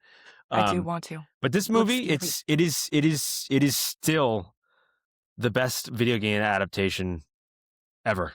And I will fight anyone that says otherwise. The Last of Us you don't like Doom with Dwayne The Rock Johnson? No, not at all. If you're talking self-contained adaptation of a movie, it is the best adaptation. Because it's hard to do like a 6 to 8 hour campaign in a 2-hour movie, but they were able to pull it off and really give you an understanding of what Silent Hill is, what it means, and what the movie, what the story is. It fits a lot into a 2-hour movie or an hour or whatever, hour and a half, hour and 40 minutes, whatever. But yeah. So Silent Hill it's a hard one for me because I really do think Slither is just a great comedy, horror comedy movie. I think it, like I said before, it does Eight-Legged Freaks. It does a lot of that type of thing. It's one of the better ones, obviously, because James Gunn is just a really, really good comedy director. He knows how to fit comedy into different genres. The Wicker Man, as goofy as it is, I love Nick Cage. I love me some Nick Cage. You know me. Can't go wrong. I like it. Does me wrong. He did there. Some of the stuff he has done, even recently, is just incredible. And like I said, I love Hatchet. I think it's an underrated slasher movie, especially from the mid 2000s. But I think it's such a tricky movie. Like I love Hatchet. Yeah. I forget about it sometimes, though. Came out at the wrong time. Like nobody's caring about slashers at 2000. Right. It's a completely dead genre. And if this came out in whatever it was, 1979, it would have, Victor Crowley would have been Jason Voorhees. Right. It would have been a bigger hit. You're right. I get you there.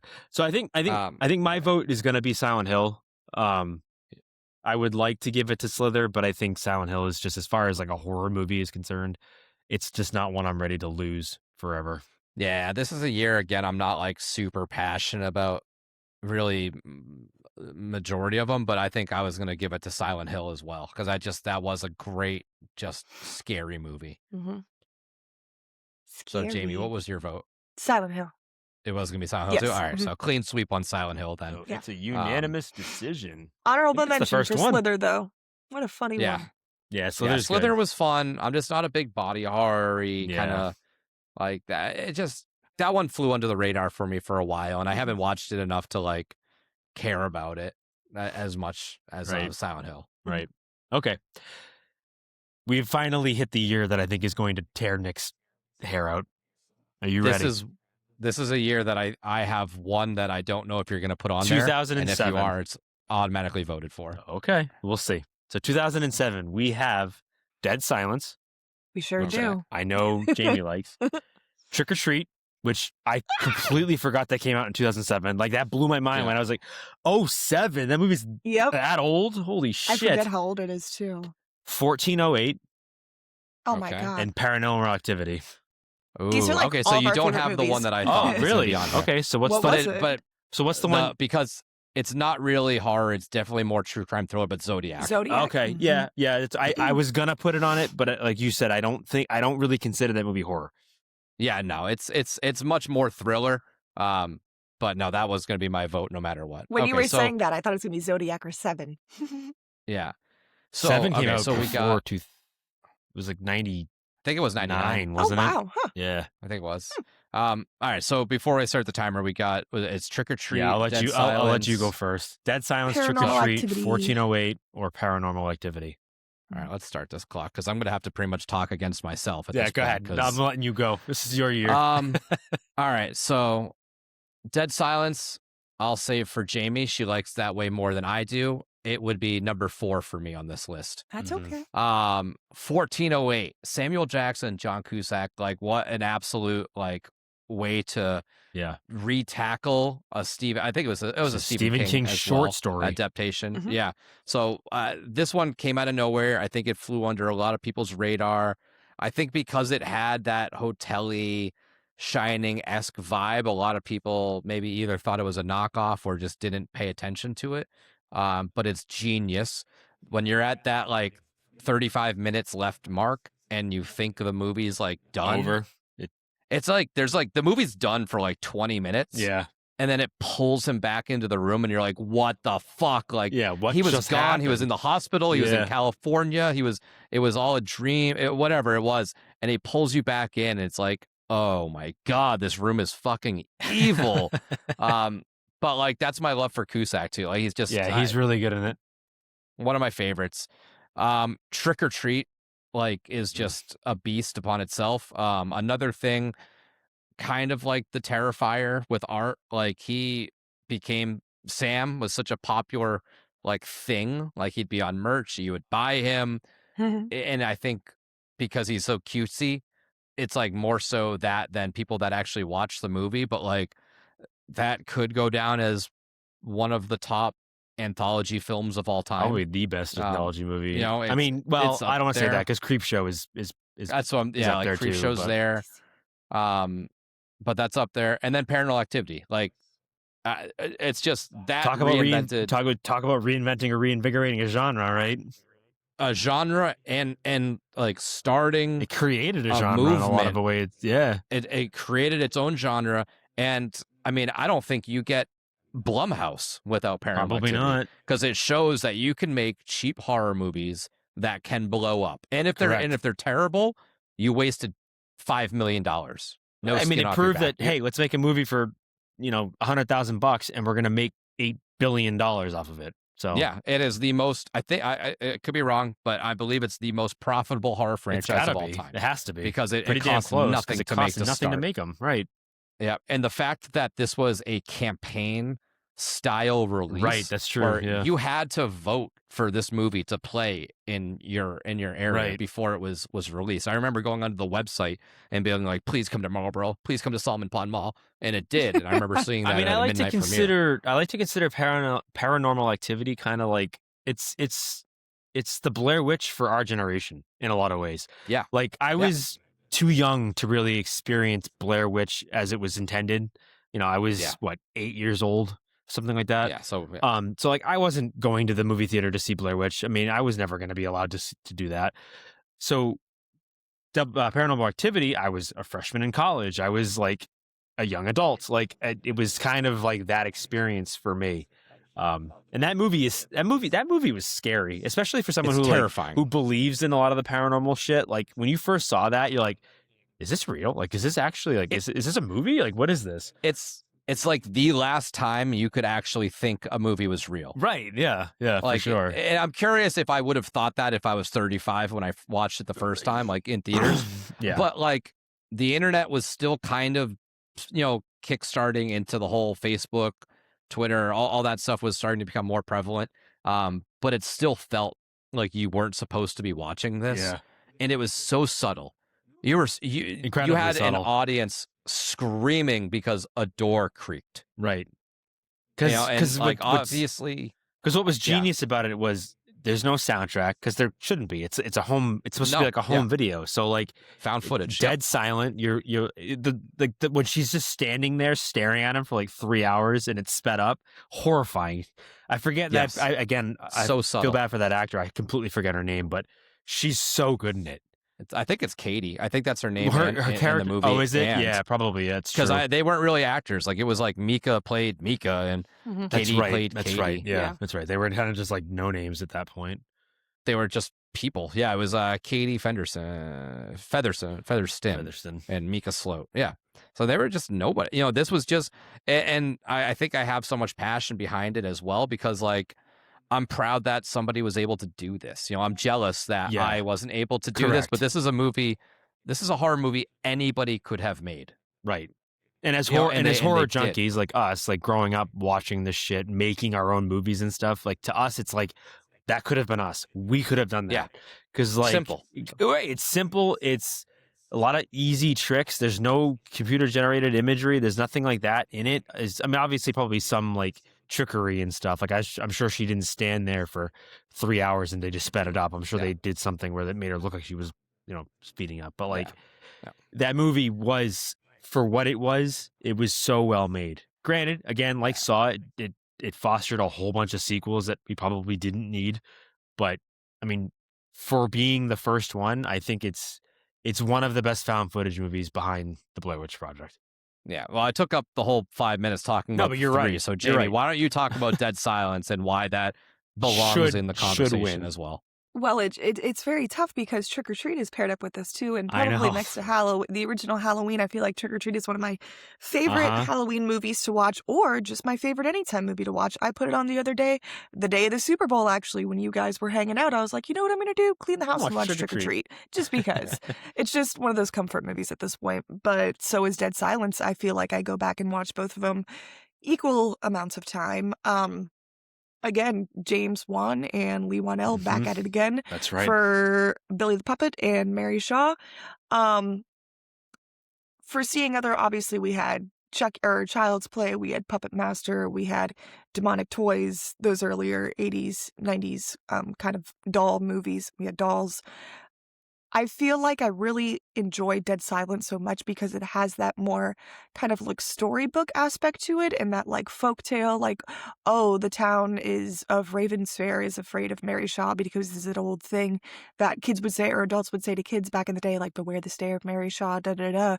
But she was real and she did end up being a ghost and killing all these children and turning them into puppets and dummies. And I always thought, even as a kid, when I was 11 years old, watching that, I was like, man, what like a weird, creepy concept, and just the way that they worked with the lighting in this film. And I mean, the guy's name was Jamie too, so I always thought that was fun. Donnie Wahlberg, investigator Donnie Wahlberg with his little flippers throughout the whole thing is so funny. Well, that's why he ends up being in Saw 2, right? I forgot about that. It's true. He was working with them. You know what? He wasn't that actually. He was in Saw 2. As a little cameo on there as well. But or Saw 3. I forget which one it was. And I just feel but he was in one of them. They all blend in at this point to me too. That's true. But I feel like there is just so many scenes in this too that kind of just made it creepier than what the premise actually was. It was creepy as it is. A lot of people are afraid of dolls. I like it personally. They're still creepy, but not scary. But the scene where Jamie is sitting in the room and the neon lights are kind of blinking on and off, and then the sound kind of turns off and the neons turn off, and then Billy looks at him. A lot of very good suspenseful moments. Very cheesy mid-early 2000s dialogue for sure, but for what it is, I feel like it's a really good movie for its time. Paranormal Activity, Nick, I know you love it, but like I said, I wasn't that young, so I was watching the commercials on TV and everyone being like, this is the scariest movie ever. People are freaking out and passing out in the theaters. And that's kind of what really started that whole thing, because people say that about Terrifier now. People say that about the Terrifier movies now when they were coming out and stuff like this. I don't think and you I feel got like... Go ahead, Seamus. No, I was just gonna say, I don't think you got as many, like, now you get all that, like, in night vision, like, views of the audiences, like, doing the thing. Like, that's because of Paranormal Activity. That's, and I remember that, too, and I was like, there's no way this movie's that scary and that crazy, and I was like, well, you know what? This was actually pretty good, and I feel like it definitely like you said, was kind of our era of the Blair Witch Project, and definitely kind of set a path too for indie horror and indie horror filmmakers. I mean, look, they made it 100%. on pretty much nothing of a budget, and it turned into this huge franchise that probably Correct. they didn't even expect, honestly. Oh, of course But not. I'm still gonna have to go with Dead Silence, boys. As much as I love Trick or Treat and Paranormal Activity, Yeah, this I might be think Dead this. Silence is gonna take it for me.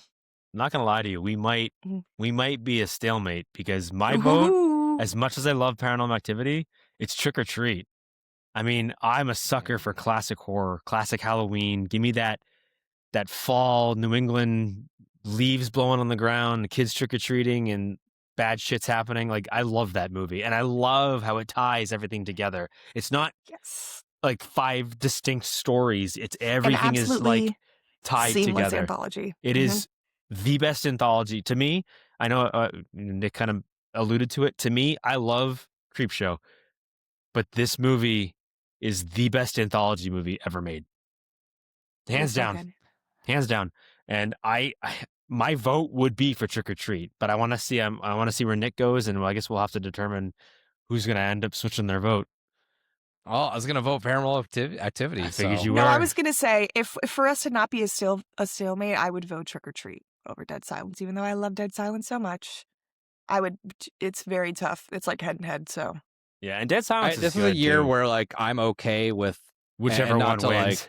Mhm. yeah, and like not to like I like Dead Silence too, but like anything it sounds bad. Anything other than Dead Silence. Those No, it's three okay. are really like I'm okay with any of the 1408 is Dead Silence is my I- fourth. damn, But I it- even but- completely but- forgot about 1408 too. Another banger. I love 1408. Yeah.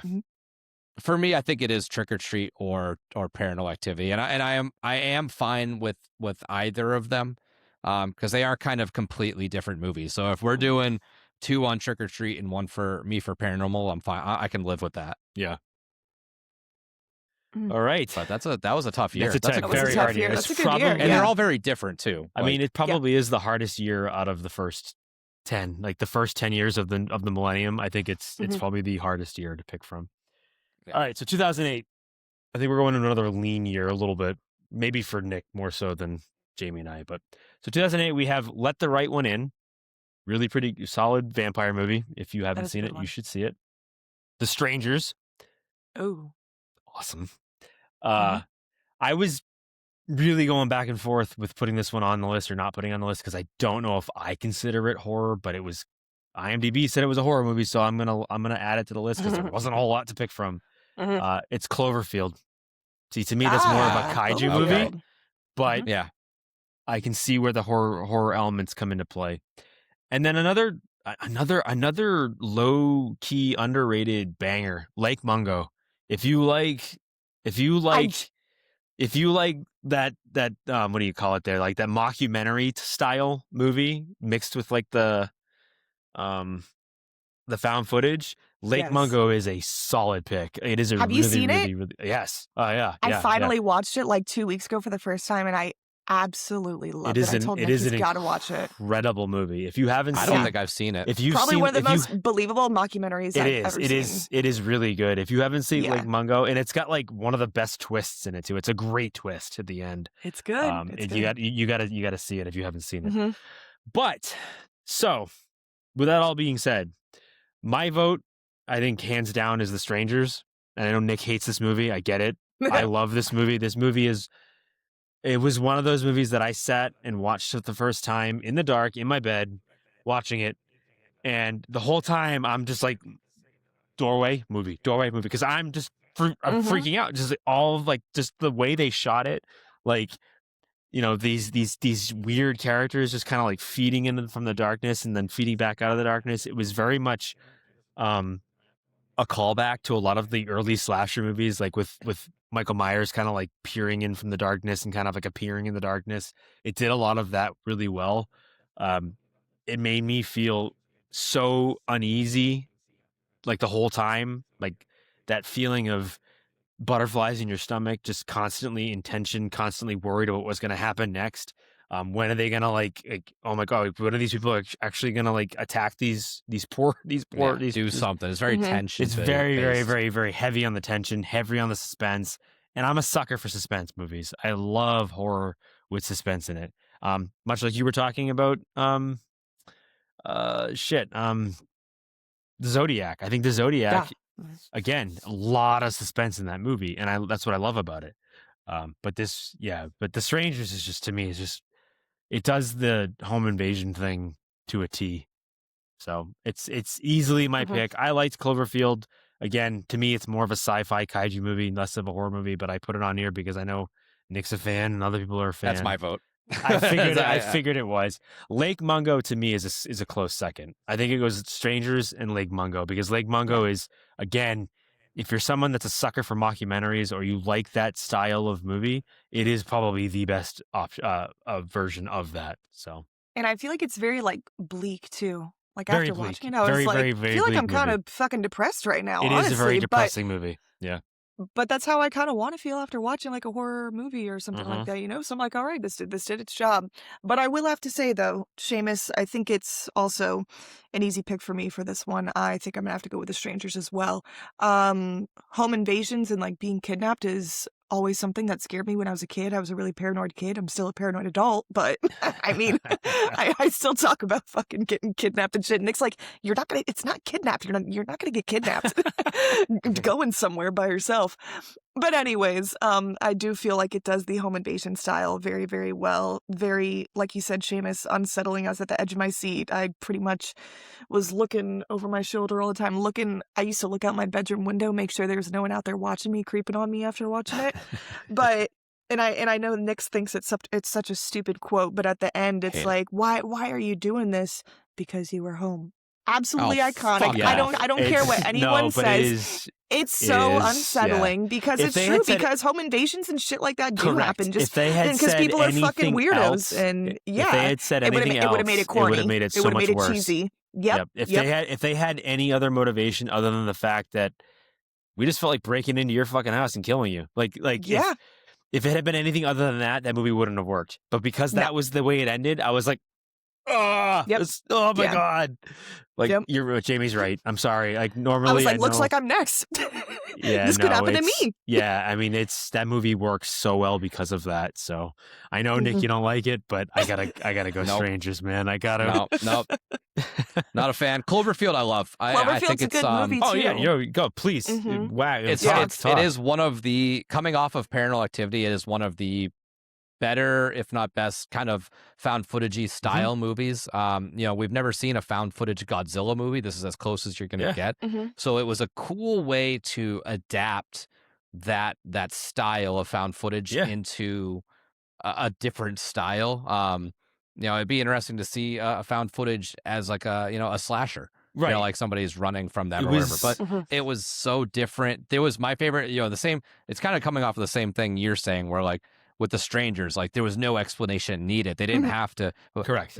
This was scary too, Cloverfield, because there's no scene where there's like there's no explanation. A scientist explaining you what's happening. You don't know what's happening. And then there's all these little Easter eggs, right? You rewatch it and you can see in the like flashbacky video stuff, you can see the egg or the shuttle crashing into the water in the background. And you don't get that until your second or third rewatch. So it's got a lot of like little tricks to it. Plus, J.J. Abrams, like, was just doing his stuff. Big movie, right? Like, it was the first time he did a really big movie. He went from that, and then he did Super 8, and then he went into the Star Trek world. Right. I forget what he did beforehand. I think he was like on a TV show. Wasn't he like a producer on something or whatever? But I know there is some big thing he did or whatever. It's where he came from. But this was like his first. He did Armageddon as well, I think. Oh, did he do Armageddon? Okay, so maybe I'm wrong. He was a producer. He wrote and produced it, I think. Okay, all right. I knew he came from somewhere or whatever, but this was like his first real big, like, at the helm movie. And to be honest with you, he didn't even. Well, I don't think he directed Clover. Oh, wait, who am I looking at? I thought he did direct it, but I thought he did too. I get Cloverfield and District 9 confused sometimes. Yes, District 9's a little weird because that was Neil Blomkamp, and that one was only because he was working on the Halo movie that was supposed to come out back then. And then that movie fell through and died, so he went and made his own movie, and he was like, I'm just going to use all the shit we were going to use for that. That's why all the guns in that movie are battle rifles from Halo. He was a producer on Cloverfield. I thought he directed it. But Matt Reeves directed it. The guy that did the new Batman movie. Okay. Oh, And he did He directed Let Me In as well. He did Planet of the Apes. Interesting. And all that stuff. I didn't know that. Abrams produced something. it. It was a bad robot movie, wasn't it? Or no? I thought it was, but believe. So my thing with by Paramount. So yeah, it might have been one of the. All right. So my thing with it was the production company. Okay, yeah. All right. So my thing with Cloverfield is the found footage thing. It hurts and it works. If that makes any sense. I think for a lot of reasons it works because you're right. Like you're on ground level, you're gonna have no idea what this thing is. You don't know why it's here. You don't know what's happening. All you know is that New York is being destroyed. So that take on the Godzilla movie, again, much like The Ring and The Grudge, it's a great way to do what was traditionally like a Japanese style. Like kaiju was definitely a Japanese thing. Like, that's where it comes from. But they did it in a way that fit for American Western audiences. But at the same time, for me, it was so hard to focus on what was going on. They almost went, it was too motion heavy. It was too like, this is a filmed on a handy cam. Like it was too much. It was just too much for me. And it was so hard for me to focus on that movie because of that. And that's what hurt it for me. But that's why my vote's got to stay with The Strangers, because as far as like a horror movie is concerned, that movie is terrifying. So yeah, I do like Paranormal Activity. Right. We got a lot of those. That 2007 through 2010, we saw a lot of those found footage where it was like Quarantine. That was like Quarantine was a great movie. Wreck was a great movie. Yep. Poughkeepsie Tapes. Poughkeepsie Wreck Tapes 2. Yep. So like but no, I get The Strangers winning. I had to talk about Cloverfield. No, I hear That's you. okay. I like Cloverfield too. I do. That's fine. I think I saw that in the theaters actually when it came out. Maybe what was that? That was 08, so this is 09. Yeah, I'm sure it was one of the many I saw in theaters 13. At that point. Oh, for sure it was. All right. Good old So 2009, we're getting near the end of the first decade of the millennium, and in this year we had some movies that, again, I was like, shit, this came out 2009. Zombieland, which I cannot believe that movie is that old. I could not believe that. That's pretty crazy. And maybe it's because it was part of like Horror Nights a few years ago. Like, it makes me think. Double tap. I was like, God damn, that movie came out that long ago. Yeah, because the sequel must have come out like 10 years after. Yeah, something like 2019. Something crazy like that. But Jesus, Drag Me to Hell, which was I think Sam Raimi's reintroduction to the horror genre. Yeah, Jennifer's Body, another low key good movie, and Orphan, which is another movie that you don't really think about, but it's a pretty solid horror movie. Mm-hmm. It is. I will let one of you to take the lead on this because I'm not really sure where I'm going with it yet. Yeah, I'll start this one. What was the first one? Zombieland, Drag Me to Hell, Zombieland. Sorry, Jennifer's Body, and Orphan. Okay. Go ahead, Nick. This is kind of like the 06 or 07 for me, where I really don't feel too passionately about anything. Yeah, too much. I love Jennifer's Body. Maybe that's recency because we did just see that in the fall at the Enzian. So that's probably my most recent rewatch of all of these. Same thing with Shaun of the Dead for Zombieland. I'm sort of like, I don't know if I'm discrediting it or not, but it definitely was more zombie or more comedy than horror. Yeah, the zombies take a back seat to it. Yeah, I think kind of dismissing it a little bit. I think it would win if I wasn't doing that, but I think the movie is strong for its cast. I think its cast really holds that movie together. I mean, how do you put Woody Harrelson, Emma Stone, I forget the Jesse Eisenberg, and then the Bill Murray, and then the little girl, and then you have like the Bill Murray cameo. That cast really holds that movie together and makes it what it is. Less than say the zombies. Like the setting that they're in, obviously is a good reason to bring all these disparate characters together. But they're the reason this movie's good. Like they're just so good in it. And The Orphan, it's been forever since I've seen that. I've only seen it a couple of times, but it is a good movie. If you're looking for that like scary, weird kid movie type thing. Yeah. And then what was the fourth one? Drag Me to Hell. Drag Me to Hell. Another one that I'm not super passionate about. I think I know what I'm going to vote, but Jamie, what do you think? I feel like you like these movies a little bit more than I do. I do like these movies. I feel like this is kind of the peak in when I started watching more horror movies, and well, keep a lot in of mind, these were this the is ones. when Jamie was. I was like 13, 14. You were going into high school Yeah. almost, so it was Yeah, a little bit different exactly. for you. I mean, I was already Mhm. almost out of college at that point. Jennifer's Body, like you said, maybe it is because of the recency, Nick, but absolutely love it too. I'm usually not a huge Megan Fox gal, but I love her in this. And I mean, Amanda Seyfried, Kyle Gallner, we have him in Oh, that's now right. Kyle all the Gallner's in this too. I forgot about all the that. Smile movies, The Haunting of Yeah. Connecticut. He's been in a bunch of stuff that I never even realized, honestly. Adam Nightmare on Elm Street Brody, remake. yeah, the Nightmare on Elm Street remake. Yep. I feel like Jennifer's Body is a very women rage, revenge, horror kind of film. I know it's kind of its own little subgenre. Really, Mhm. really enjoy it. Drag Me to Hell. Justin Long, Sam Raimi, thought this was shot really well. I like the storyline. The old lady, I forget her name, and I think she passed away, so rest in peace. But she was so creepy and unsettling, and just all the gross like things she did, like when she went and sat in her, I forget the girl's name, the main girl, sat in her office and like blew her nose at the table, and like all this gunk came out, and like Yeah. just like coughing and It's hacking. very and much a Sam Raimi movie. Yes, it is. And it was really good. Again, I like Drag Me to Hell. Probably not my favorite out of them. And then it was, God, I'm so bad at remembering. Orphan. Haven't seen Orphan in a long time. Orphan was good. I was like, man, what a crazy plot twist when I first saw it for the first time. But I did enjoy that one too. And what was the other one? Oh, Zombieland. Oh Zombieland. my gosh. Dare I say that Zombieland is one of my favorite zombie movies? No, I don't like because zombies. I think a lot of people agree with you. I've said it before, I'm not a big zombie gal or lover, but I really enjoy I think it's the zombie movie for people that don't like zombies in a lot of ways. I think this movie, because you Yeah. go to see it, like I said before, Mhm. because you want to see these characters interact with each other. And I Um, do love, and the cast is great too. And obviously, I've said before, I hate the whole post-apocalyptic thing, but I really like it focusing mainly on Jesse Eisenberg's character and like going through the different like steps he takes and the different like tips and everything that he has to do to Mhm. like survive, and kind of breaks it down and shows it like that. It makes it more interesting to me, I feel like, than kind of Emma Stone is my favorite in seeing this movie. and Emma Stone's fantastic too. And the young girl, I forget her name. She's in some stuff too. Yeah, I forget what she But was in, but she's been getting a lot yeah, bigger for the years. out of all these, I think what defines this year the most for me that I would have to pick would be Jennifer's Body. Yeah, I'm gonna Mhm. let Nick vote because I'm Mhm. leaning one way, but I want to see where he goes first. Great soundtrack too. So Great Yeah, this soundtrack. was I'm trying to Mhm. think of the girl. It was Abigail Breslin. There you thank go. you, Nick. Yes. Yeah. I know her from I think of her more from Little Miss Sunshine. Little Miss Sunshine. Right, that's right. She yeah. was the little Yeah. girl in that. Yes, Mhm. But she was also the little girl in Signs. that is Yep. true. That's right. She is. Shit, I forgot about Mhm. that. Yep. Yeah, so that was It's been a lot.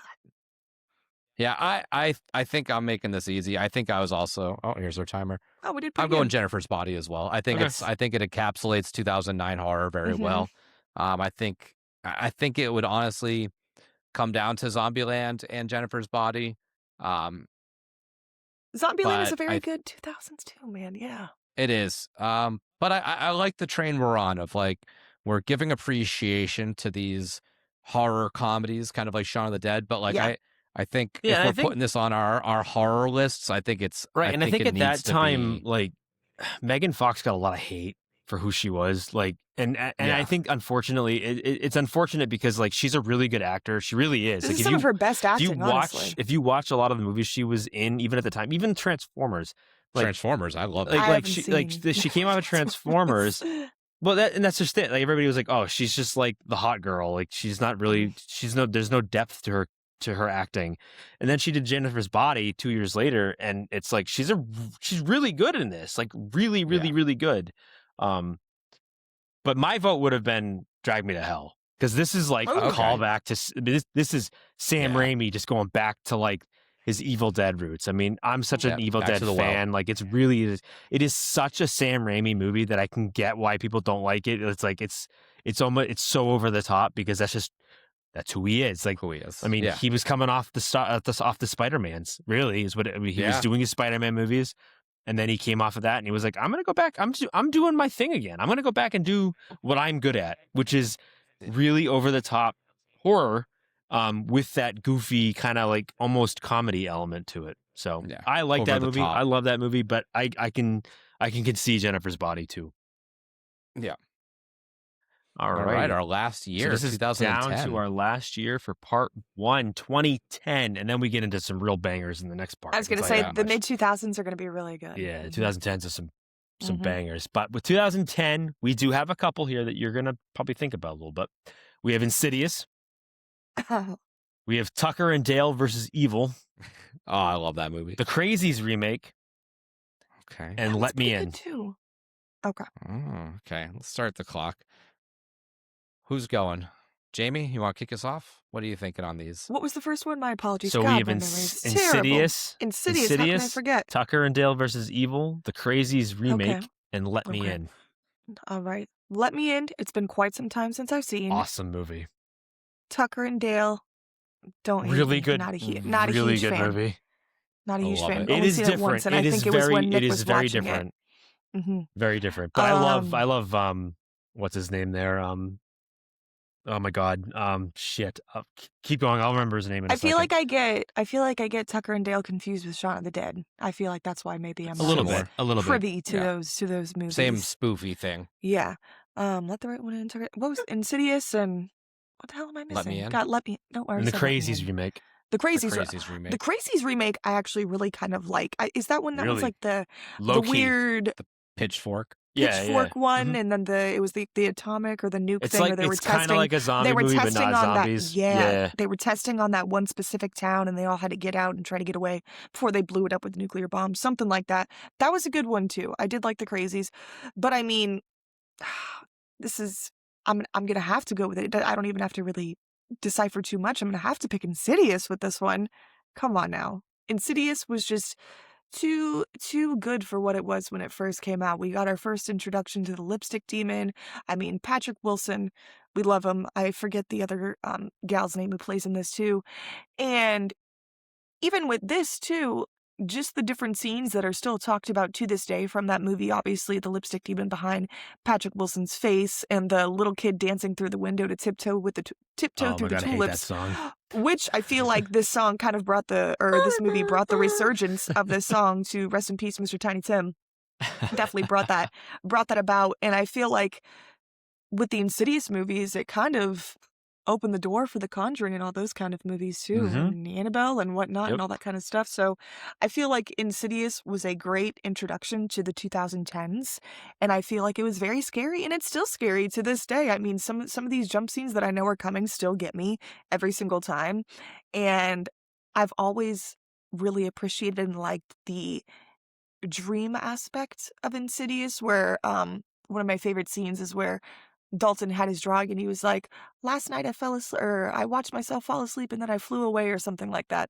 It was more than just like a haunted house movie or a possession movie or something like that. I feel like it had a lot of moving parts, but it still worked really, really well. And again, James Wan. So, I mean, I'm always going to enjoy his stuff usually. Yeah, I'm actually for the surprised. most part, I should say. For some reason, I thought Conjuring came out before Insidious, but I was wrong. Insidious came in before. It is, did. yeah. It's And sneaky. then, It's sneaky early. Yeah. And Lee Wanell, if I'm not mistaken, plays in Insidious. Yes. He's one of the. He's one of the. He's one of the. He's Shay. Specs. Yeah, she's Spe- Specs. yes, There you go. mhm. Yeah. So I always like that too, that he was in there. And of Mhm. course, I'm forgetting her name. I keep wanting to. Who plays the older woman? Shay Lynn or Lynn Shay. Lynn Shay. There you go. Lynn And Shay. Lynn Shay is an absolute gem in horror Yeah. films, and Mhm. obviously Nightmare on it Elm was. Street teacher. I was going to say Nightmare on Elm Street Mhm. teacher. That's what I thought of too. But yeah, all around great movie. Really enjoyed it. Love the Bride in Black. Thought it was very fun character addition, and just a lot of things that you could remember from these movies, and a lot of different scenes that have just stuck with us for this long. And like I said, definitely think it encapsulate the beginnings of 2010s horror. And like I said, exactly. Sorry, and that was kind of long-winded. No. But you're right. I think Insidious kind of is the Kickstarter or the match that lights the 2010s, because the 2010s, when we get into this in the next part, like, it's going to be tough. There's a lot of years with a lot of good movies, and I think Insidious is kind of like what kicked that off. Like, we had a complete resurgence or a golden age of millennial aged movies, like movies that have come after the year 2000. And I think Insidious was the start of that. And again, it's because Leigh Whannell and James Wan have been cutting their teeth over the previous 8 or 9 years, just making really good stuff. Obviously the Saw movies and various different things, but they were definitely, working their way up to finally releasing just a glut of really, really, really good, solid horror movies. So Insidious is a tough out here for sure. I will say, I will say Tucker and Dale versus Evil for me. It is definitely, it's a strange movie. It's weird, but I love the idea that they're not actually bad guys, but like these kids keep tripping into slasher scenes. Like I love that movie. I really do. I love it for what it is. And Let Me In is also a really good movie. If you haven't seen Let Me In, it's another really good horror, good take on the vampire story. I was looking at that cast. I forgot the people that were in this movie. Like Alan Tudyk, Chloe Grace Moretz, the girl from Kick-Ass, Dylan Minnette from 13 Reasons Why, Richard Jenkins. Like it's good. I think this one just has to go to Insidious. Yeah. So I think it's pretty obvious that we're all going to pick Insidious, but I was kind of hoping to see what maybe somebody, because I think Tucker and Dale v. Evil would probably be my second choice. I love that movie, but it's so funny. But that, I think, ends our first part of this. Yeah. We will be doing a second part where we go through 2011 through 2015. I do have I forget. 2020, 2025. What am I talking? 2015, Jesus. What was 2002? What did we 2002 was The Ring. Is what ended up winning The Ring. Okay. I did come up with a movie that I forgot. Well, yeah. Before we sign off, I would have voted for this. Are there one. any movies that I didn't put on the list that you guys would have expected me to? I'd have to look at the years, but for me, 2002, Signs. Right. So I was gonna put Signs on it. I thought about it, but it was between that and Eight-Legged Freaks, and I thought Eight-Legged Freaks would have been a fun little toss in there. Just something different. Yeah. But you're right. No, Signs probably would have been the other one. I think I would have thrown in there instead. I don't know if it would have beat The Ring, but I would have voted for it. I figured you would have. No, I love this. I would have to look at the years and see what wasn't there, but off the top of my head, that's 10 years worth of horror movies from it's a lot of time. 25 years ago, or whatever. It's tough to pull, but I really enjoy it. I'm excited to see what part 2 brings for those ones, because I think it'll be easier to discuss. Because I think there'll be more and more recent. Definitely more recency bias for sure. Yeah. So that's why I think it'll be a little bit harder. But it was a fun first part. There are a lot of movies that I need to go back and rewatch now because I just haven't watched them in so long. And I know I have half of them on Blu-ray. I got to go back and watch some of these because it's been so long since I've actually put them on. Yeah, mine are all in. And now that I finished Fallout Season 2, I can open up myself and watch some other things. Right.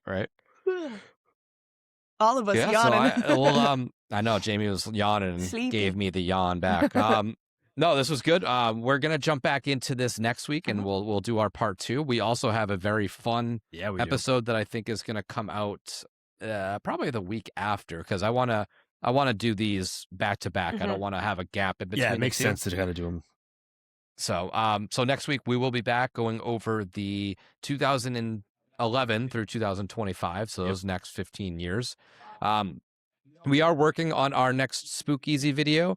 I am working on something that should possibly streamline this stuff a little bit faster. I think we might have some help in regards to editing and stuff like that. So where it's coming, but I'm not in a rush right now, honestly, because I think this could be a very helpful situation for us for bringing in somebody to maybe help edit some of our videos. Yeah. So that's something we're working on right now with a whole bunch of other stuff on the back burner. We have a whole lot of fun stuff up our sleeves that we're kind of toying with the idea of doing. So there's a lot of stuff. The off season clearly never ends with us.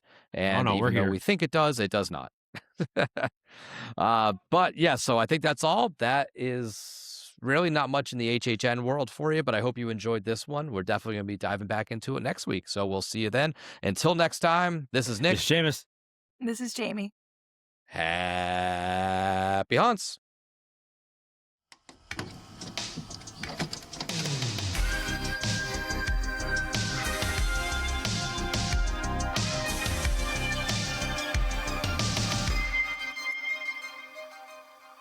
And thank you for listening to another episode of Fear and Beer, a Halloween Horror Nights podcast. If you like what you heard, don't forget to leave us a 5-star review on whatever streaming platform you are listening to us on.